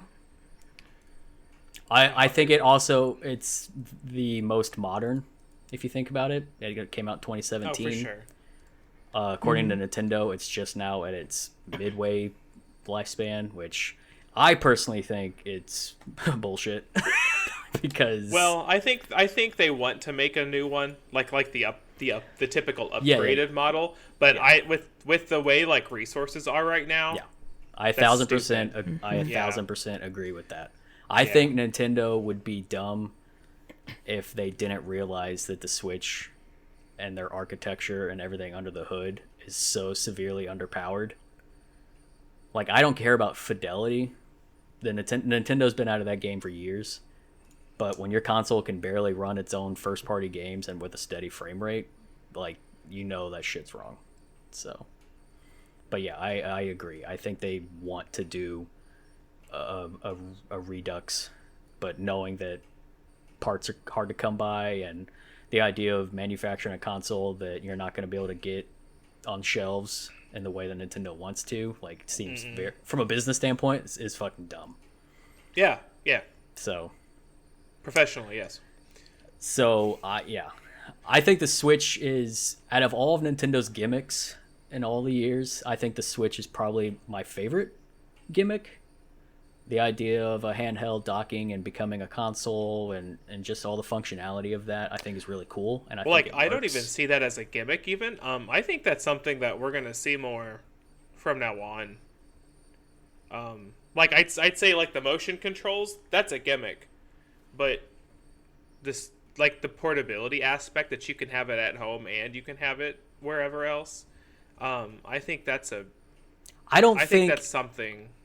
I don't think Sony or Microsoft will ever get into making any sort of handheld ever again, or if like a PS6 is a handheld / because not so much Sony, but Microsoft for sure is so invested in cloud and has the architecture to hold up cloud with their Azure like framework. Like, cloud gaming for them is how they answer portability. The idea that you can play any of their shit on anything, a phone, your computer. Pretty soon there'll be apps on your TV, on smart TVs, where you could just like sign into the cloud and stream your game or whatever. Like, that's how they answer that. I think Sony probably is going to lean more towards cloud than hardware to answer portability, just because it's like 5-6 years ago when Sony purchased like Gaikai or whatever, which is a kind of like a cloud framework architecture anyways. Yeah. And with the rumored Spartacus and what they're going to be doing with that. Like, I think from a business standpoint, it makes more sense for them to do that for the if you're trying to answer the idea of like play anywhere. I think cloud is what they're trying to do. Because I think even with the Switch being a handheld, I think it still does have some limitations with its design. I think the Switch has a lot of limitations from like a hardware standpoint, but like I said, it probably is my favorite Nintendo console, I guess, in like the modern era. Like thinking like 64 forward, I think this is probably my favorite out of their consoles, even though I have a lot of issues with it, and a lot of it's more from like how they, not necessarily the console, but how Nintendo handles its business practices with the console. I guess a lot of my problems. So yeah, I don't know.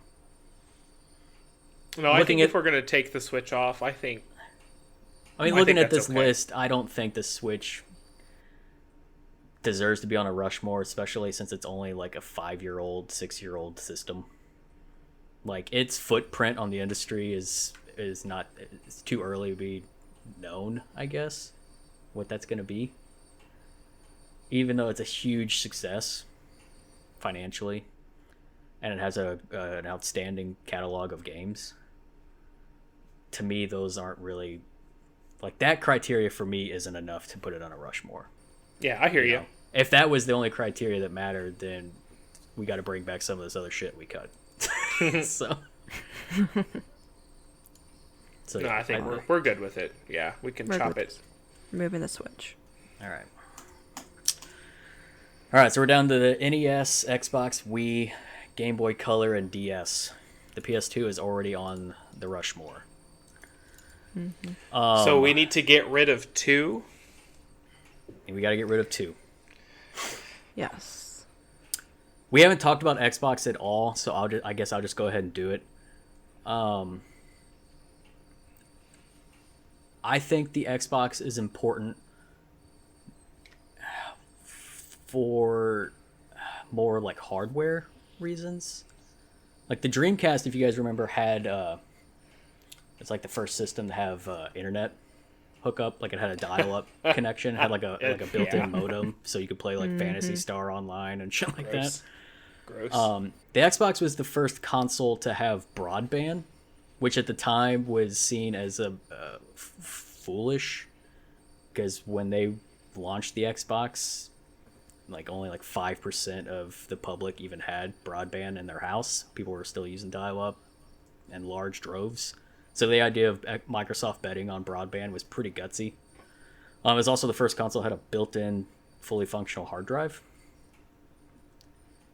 And it was also the first console that was developed with PC architecture that kind of made developing for it more industry standard. Because Sony and Nintendo, their architecture for their consoles are proprietary. So unless you are developing for Sony or Nintendo, like one of their first-party houses, the idea of developing for those consoles is like a nightmare, because it's tech that you don't know how it... games are developed or built on PCs, right? And then if you're trying to build a game on a PC but design it for architecture that you don't understand or fully have access to, like that, and in the developing world, that's like a fucking nightmare.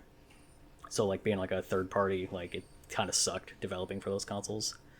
When the Xbox came out, it's like, hey, you build games on PC, this is a PC. It's the same like architecture, it's the same like developer friendly system. So it kind of became like more of like a, I don't want to say open source, but it just kind of made development easier for the industry. And then just Xbox Live is like such a huge thing for just gaming in general. The idea of like playing online on such a large scale and such a sound like networking foundation like was unheard of at that time. And then the gaming catalog actually was pretty...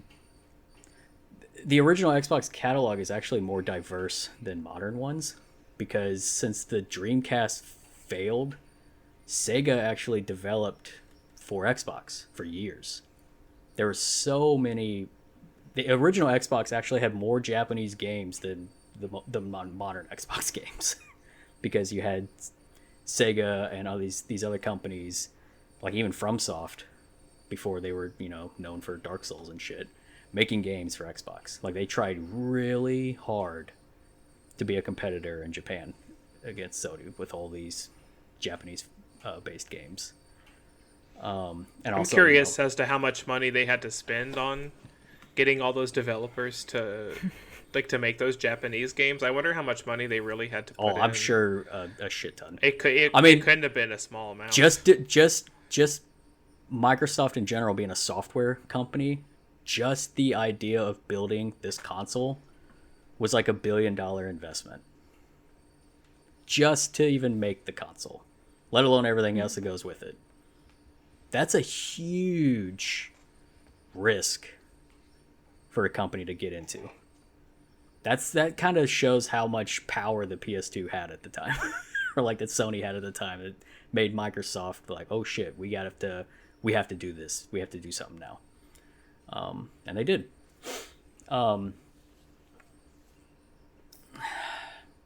So yeah, out of everything on this list, I would say, oh man, I would say that the Xbox has more of a lasting impact on the industry at large, more than the Game Boy Color and the Wii. Purely from a hardware standpoint, purely from design, purely for how it changed how consoles were made moving forward. Not the Wii had the market share of like creating new gamers.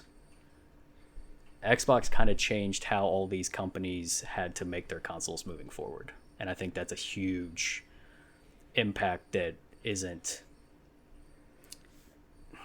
like pretty, isn't sexy, isn't well known or well regarded, but it's just, you know, that's just how the dominoes fell, I guess. So yeah.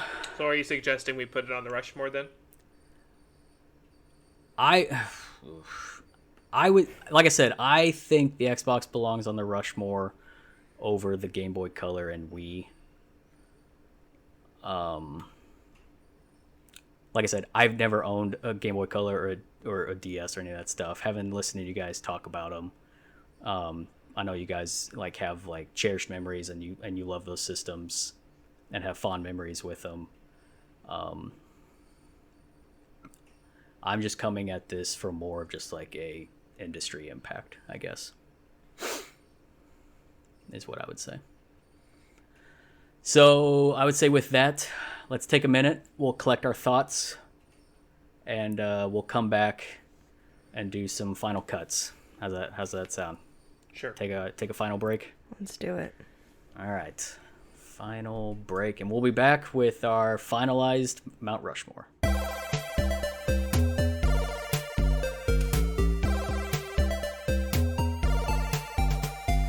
All right, and we're back. And now the final cuts are going to come in, and we're going to have our finalized Mount Rushmore for video game consoles. We're down to the NES, the PS2, Xbox, Nintendo Wii, Game Boy Color, and the DS. Now, the PS2 is already on the list, so we basically have to cut 2 out. We've talked about everything now. Is there anything that anybody wants to bring up as either a reason why it should be on the list or a reason why it should go for any of these remainders?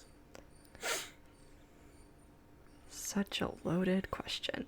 Yeah, it's pretty. It's tough. I mean, all these consoles are great. I mean, in fact, most of this list that we started out with, like, these were all like great consoles in their own right. So. Mm-hmm. But this is a Mount Rushmore, you know. So. Well, I think we can start by making a decision, Chelsea, Oh, really? between our last two Yes. handhelds, which is hard. Yeah. But I think that's where we need to start. You think only one deserves to be on a Mount Rushmore? Only one handheld? I don't think we're going to get both in there. Unless Ethan has Well, something to say about We could it. fight for it. I honestly don't think both would belong there. Out of what's on this list, in my mind, only one of them makes sense, and the other one is more a nice memory, is what I will say.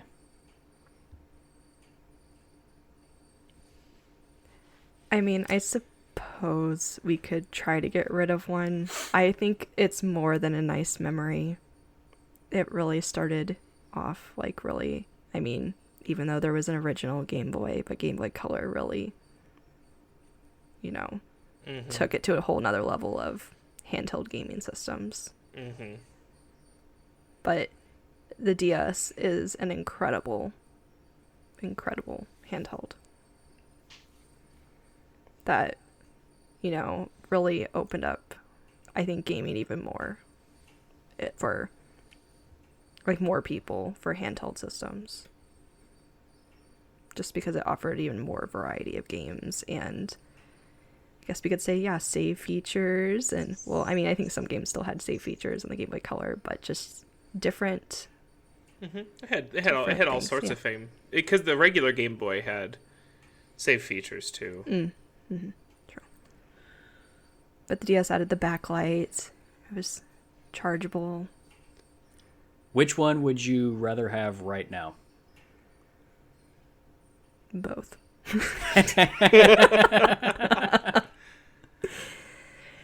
Now the If I problem had- is, so Kind of like I we did still with have my Game Boy Color, but I wish I never got rid of my DS. That is the one system I regret getting rid of. I was gonna say, 'cause kind of the same thing we did with PlayStation. You know, gun to your head, PS2 or PS4. Same with this Game Boy Color, DS. Like, you had to just make the tough call. You know, which kid are you taking with you? DS. I'm fighting for both of them, but yeah, no, okay, it's fine. The DS stays. Okay, well, hold on. Okay, how about this? Are all of us in a consensus that the NES is on the Rushmore?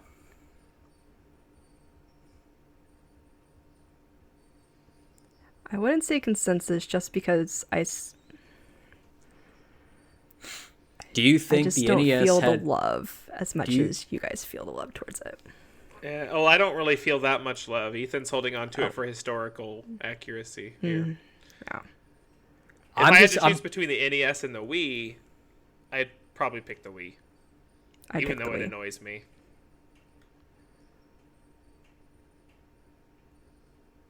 Okay.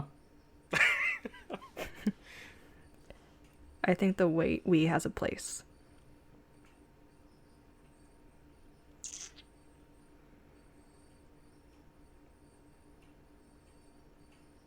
Okay. Lots of silence. Yep. I think Ethan feels awfully betrayed right now. I'm just extremely hesitant because the NES is literally the groundwork for like all of the things you guys like about Nintendo. Like, it's literally like the birthplace basically of this industry. Yeah. Yeah, but And all then, all the IP that came out of that system is all stuff that's constantly iterated on to this day. Yeah. But it's not that But fun, they- though. yeah, they made consoles more fun that have a lasting impact that are still relevant today. I mean, I would argue that the NES is 100. Like maybe the console itself, in like a physical state, isn't relevant, but everything that launched on the NES, people still want and play today. To feel nostalgic for 5 minutes. Maybe. I mean, I know you guys don't like a lot of that stuff, but like there's even like design guides for like NES games that people still make indie games based off of. Like, no one's doing that shit with Wii games. So, No. But it's just a whole different thing, though. no, I know that's what I'm saying. Like, I just think fun factor to me isn't as important in this exercise. I've had fun with almost every one of these things on this list, but that doesn't have any weight in my decision making towards its status as a console for like the industry at large, if that makes sense. Most of these things are designed to like have fun with. So if you had fun with it, it's like, okay, cool, we achieved our number one goal.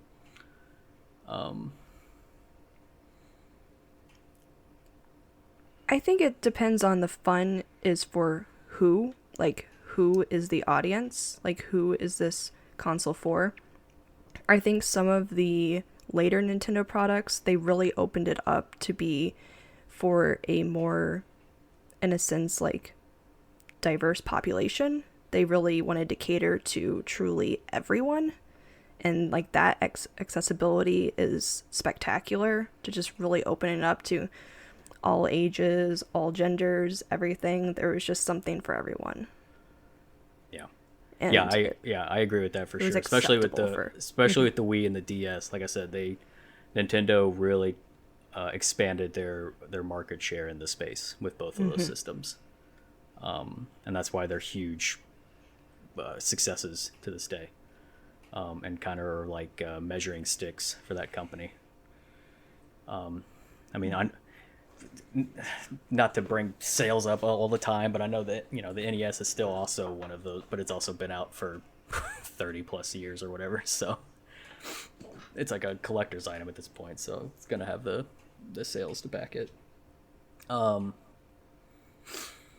It's hard for me to objectively like say anything about the color because I have no experience with it. I know you guys both have it or still have it and really like it. I think the DS is probably the more impactful handheld, and I think the color is just like it was a solid iteration, if that makes sense. I think the DS actually has more boxes checked off in its favor over the color.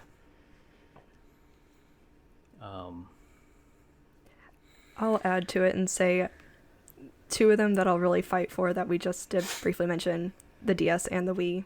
I think a lot of things I've said, I will feel strongly towards those two a lot more. I mean, I do really appreciate the color and everything, but if we're willing to make that sacrifice, I think that's on the table, at least for me. So you would remove the Game Boy? You would sacrifice the Game Boy Color if we keep the Wii and the DS in the conversation? Yes, that's how I'm playing this game. I don't know, Wade, what are your thoughts? Similar.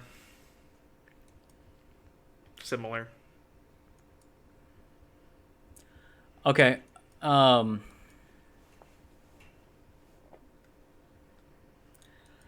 I'll go ahead and ask it because I feel like I already know the answer.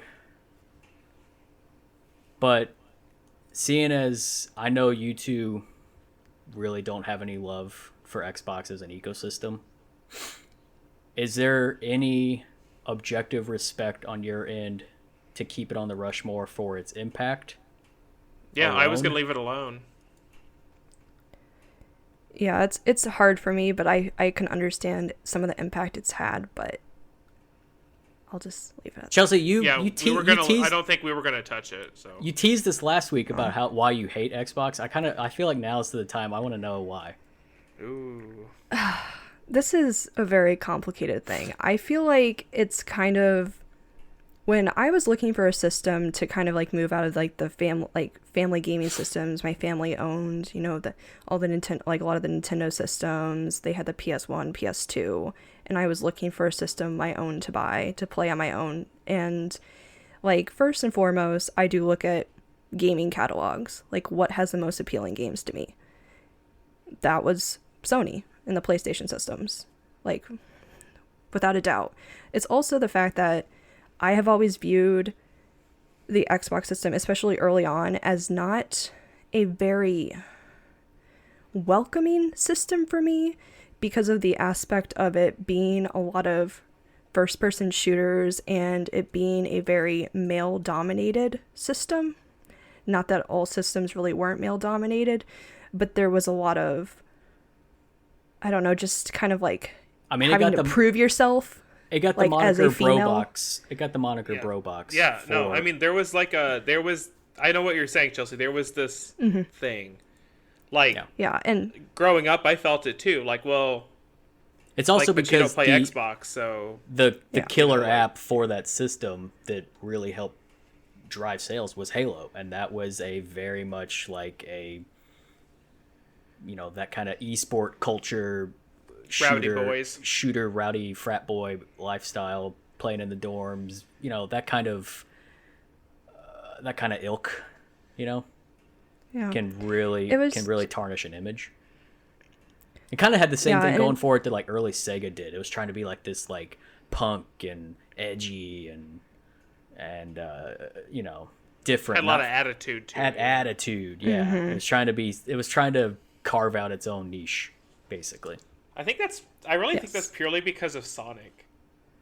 Well, for Sega, yeah. You know, because like Sonic is those things, all of those things that you just mentioned. I mean the Sega like tagline when they were launching that shit was like, Sega does what Nintendo don't, like that whole marketing campaign. So, but I mean, you got to think about it from Microsoft's viewpoint at that time. Getting into a market where Sony and Nintendo are very prominent, like you have to kind of find your lane to try and carve out a market share, you know, right or wrong. Like it's just. Well, and I realize how far Microsoft has come and how, you know, how welcoming and diverse and the community is, you know. It's just very hard to. I would say where they are now, they may be the most consumer friendly or gaming friendly company out of the big three. Like it just purely based hurt on early on. Yeah, because everything is just, you know, girls aren't top tier. They have to always prove to themselves, and it was that very mindset of it's also you have to play those shooters. It's still fairly in that recent. It's still a fairly recent reality that people are accepting that girls are gamers. You know, you're thinking like in the mid to late 90s and early aughts, like girls weren't seen as in the gaming sphere. You know what I mean? There weren't any well-known female developers. There wasn't any herald for that. There wasn't social media, there wasn't streamers, there wasn't Twitch and all this other shit. Like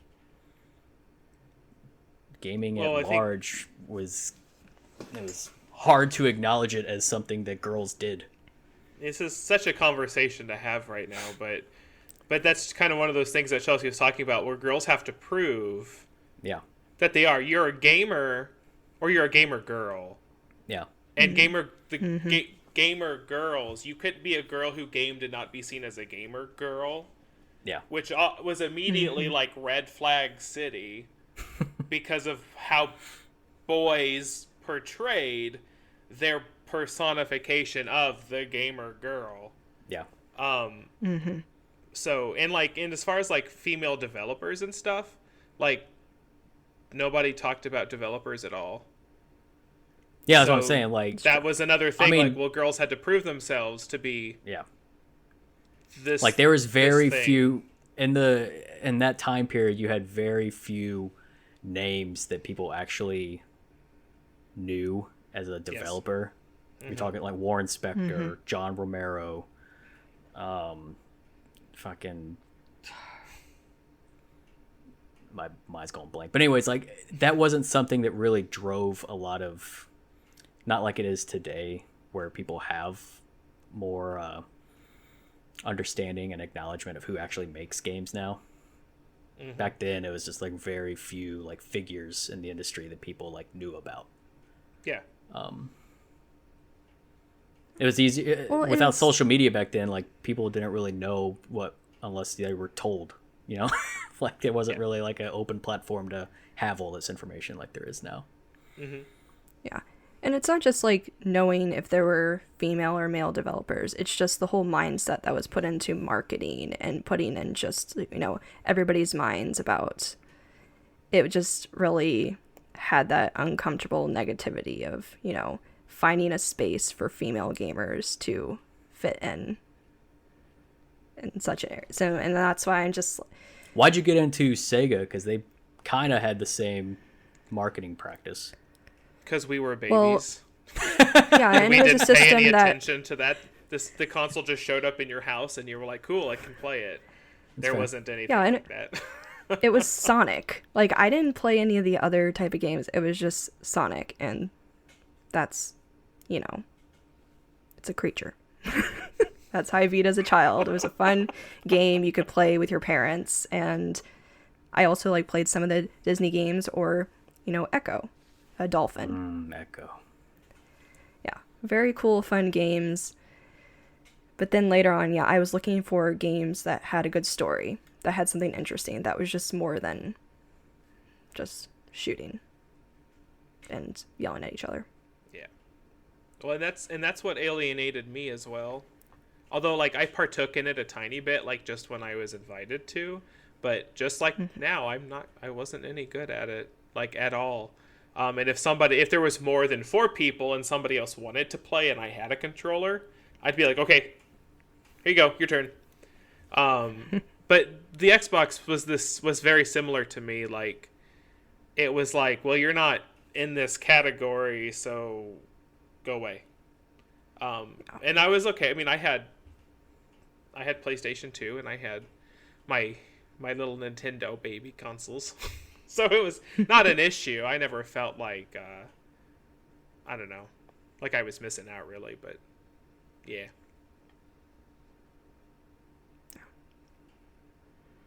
But anyway, I think we were going to leave the Xbox alone on the list.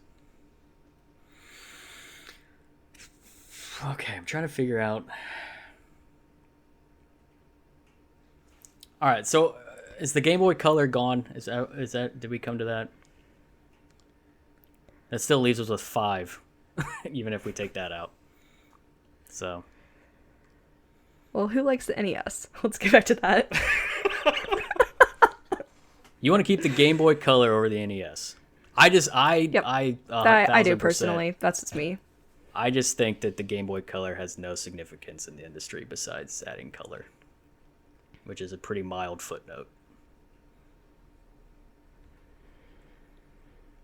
I don't even think we wouldn't even be having this conversation at large if the NES wasn't a success. I mean, The color wouldn't but, even I be mean, a just- thing without the NES. So, Well, that's just saying like all technology wouldn't be a thing with about, something. But that doesn't mean that should be the top tier everything that everybody well, yeah, looks that's at, why so. the Magnavox Odyssey isn't on the list as the first. I'm just saying, besides the fact that the NES, like, its foundation for what we know as the gaming industry, I think also just like how Nintendo handled it from a business standpoint is also very important, because that also directed how we how these publishers handle their companies, because Atari completely did not have the understanding or the management expertise to run that that system, and they ran it into the ground because of Nintendo kind of set a business standard, not only and a hardware standard and a gaming standard. I just think all those things are vastly more important than what the color did, which I still don't fully understand what the color did besides just add color. Well, if you want to keep the NES on there, Ethan, you're going to have to proffer up something in its place, I think. Literally, none of these other things on this list I care that much about besides the NES. I think when I pitched this episode, I thought that would be like a shoe-in for sure. That and the PS2, I was like, all right, I already know what two are. Now we just got to figure out the other two. Well, honestly, you're just coming at it at a different angle than us. So yeah, exactly. Yeah, exactly. I'm not looking at any of this stuff through fun factor or nostalgia or what I like or games or any of that shit. Like, it's like I said in the beginning, like this is all just impact on the industry to me. And the NES and the PS2 had huge impacts that are still understood to this day. Well, then my suggestion still stands. What else are you offering up? Well, I can't offer up. I mean, I think the Game Boy Color doesn't stand out of these 6 that are left. But if you want me to like kill one of my children to save another, by that, if you want me to get rid of the Xbox to save the NES, so I didn't say that. I just said something else. So we can have the Wii and the DS. Like, I mean, I will agree that the Game Boy Color probably has to go because I want to see the DS stay there more than the Game Boy Color. I just think the DS actually makes sense for a Rushmore, where the color is just like a fond memory. Well, then are we voting for the DS to be on the Mount Rushmore? I'd say the DS for sure is on the Rushmore. 1,000%. Okay. Well, let's do that. I think out of every handheld Nintendo's ever made, I think the DS has done the most for that line. Okay. Does that mean we're also taking this out? Taking Game Boy Color out? I would say yes. Okay. You're okay, Chelsea? Yes. Okay.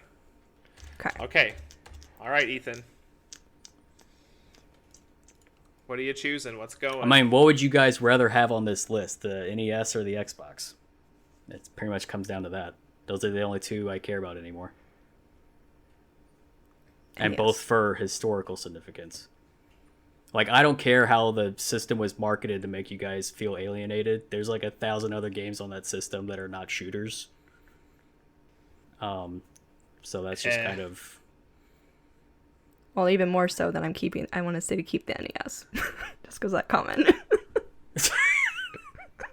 Oh, dang. I'm just saying, like... So snarky. I don't think that's an objective way to view this when you hurt the half the population? Really? I don't believe that. Well, okay, so we are down to the Wii, the Xbox, and the NES. The NES for its obvious historical relevance, the Xbox for its hardware relevance, and the Wii for its increasing like market share for like expanding gaming, I guess. Those are kind of the 3 tenets that these are built on.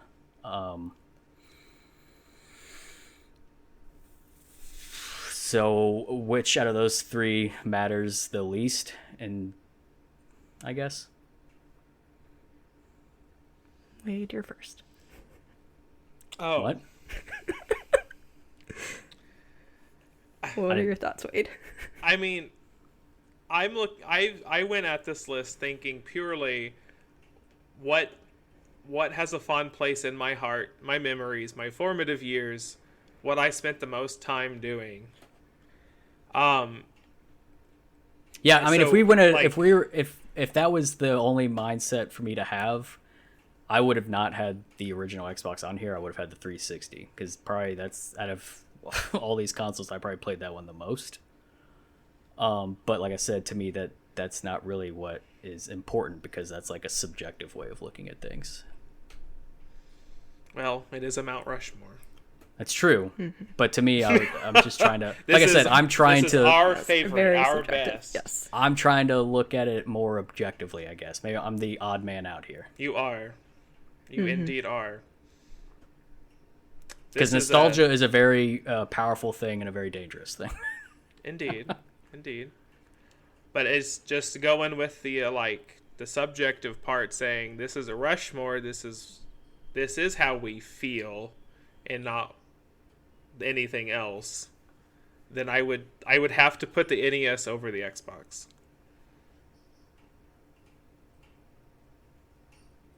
That's one out of that's one out of three of us though. So your Well, turn. man, Chelsea hates Xbox as a company, so it's 2 out of the 3. I gave reasons and hope for the future. I understand the company. We're in that future. Do you still hate? I know, Do you I still stated think? Do you still think that they're a bro factory? I mean, can you really ever 100% get rid of that? No, but I definitely think they have a lot of positive change and a lot of great things. It's just still not the system for me.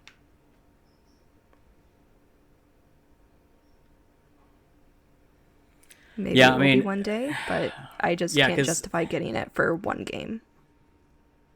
If I'm bringing subjectivity, like personal feelings into this, I don't think the Wii belongs on this list because I just don't like that system at all for any reason. But I respect it for what it did for the industry. Is the only reason why it's here. But as like me personally, like I don't like it at all. I don't like the controllers. I don't like the condoms you got to buy to put on them. I don't like any of the games.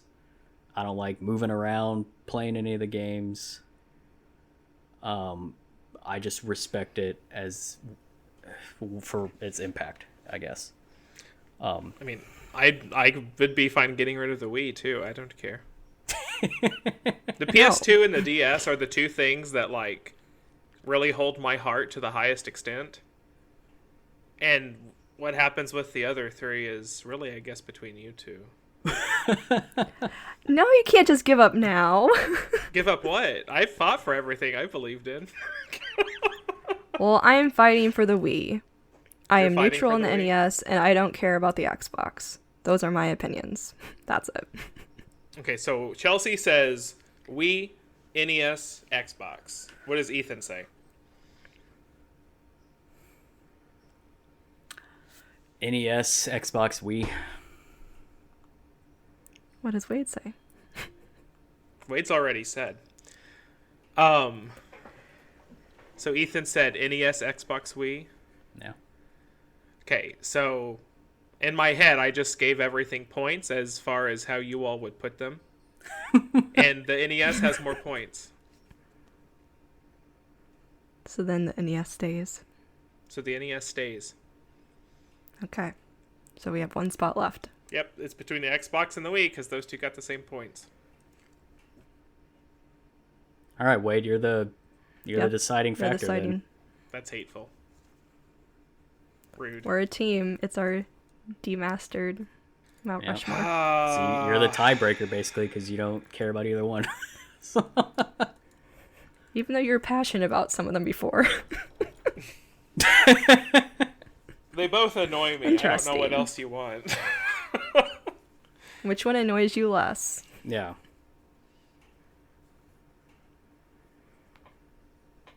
Why does we the had Wii more games? The Wii annoys you because of how you had to interact with it, and the Xbox annoys I you don't for know. marketing? Just like when I reflect back on the Wii, I'm just like why? I don't know why. Did either one of you own an Xbox? Not My an family owns original Xbox one. 360. I played it a lot though. All my friends had them. What'd you say, I Chelsea? played one too. Okay. I said no. My family owned a 360, but I did play a regular Xbox. My uncle had one, and I would play it sometimes. I played Spider-Man. Spider-Man 2? Nice. Mm-hmm. Oh, that was a good game. Spider-Man, That's a Spider-Man good 2 game. is a good game. I played it on the PS2 though.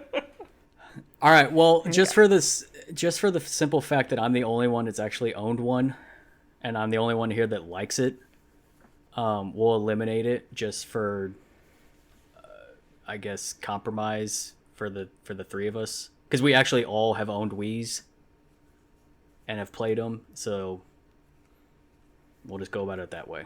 Because I'm not gonna sit here and fucking argue the historical impacts on hardware architecture from an Xbox. Like, it's like my least favorite Xbox system. I just respect it for how it changed the industry moving forward. But like I said, I'm not gonna try and convince you guys of any of that shit. And since neither of you even owned one, it's also doesn't make sense to be on a demastered Rushmore. You know? So. All right. So yeah, we can eliminate the Xbox. Okay. Hope you guys are fucking happy. Well, now we have our complete Rushmore. Which is the NES, the PlayStation 2, the Nintendo Wii, and the Nintendo DS.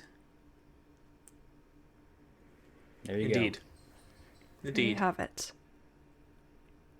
Very long way, lots of consoles to go through. Made a lot of difficult decisions, but this is what we decided. And our listeners, please let us know your thoughts. Please let us know what you disagree with, or even things you do agree with. We would love to hear from you. Please share your Mount Rushmores with us on our social media platforms.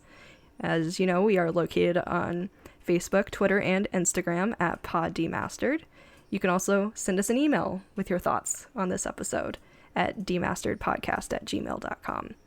Please continue to, we hope you continue to listen to our episodes. If you like what you hear, please subscribe to it wherever you listen to this podcast. And we hope you tune in to next week's episode. Thanks everybody for listening. See you guys. Bye.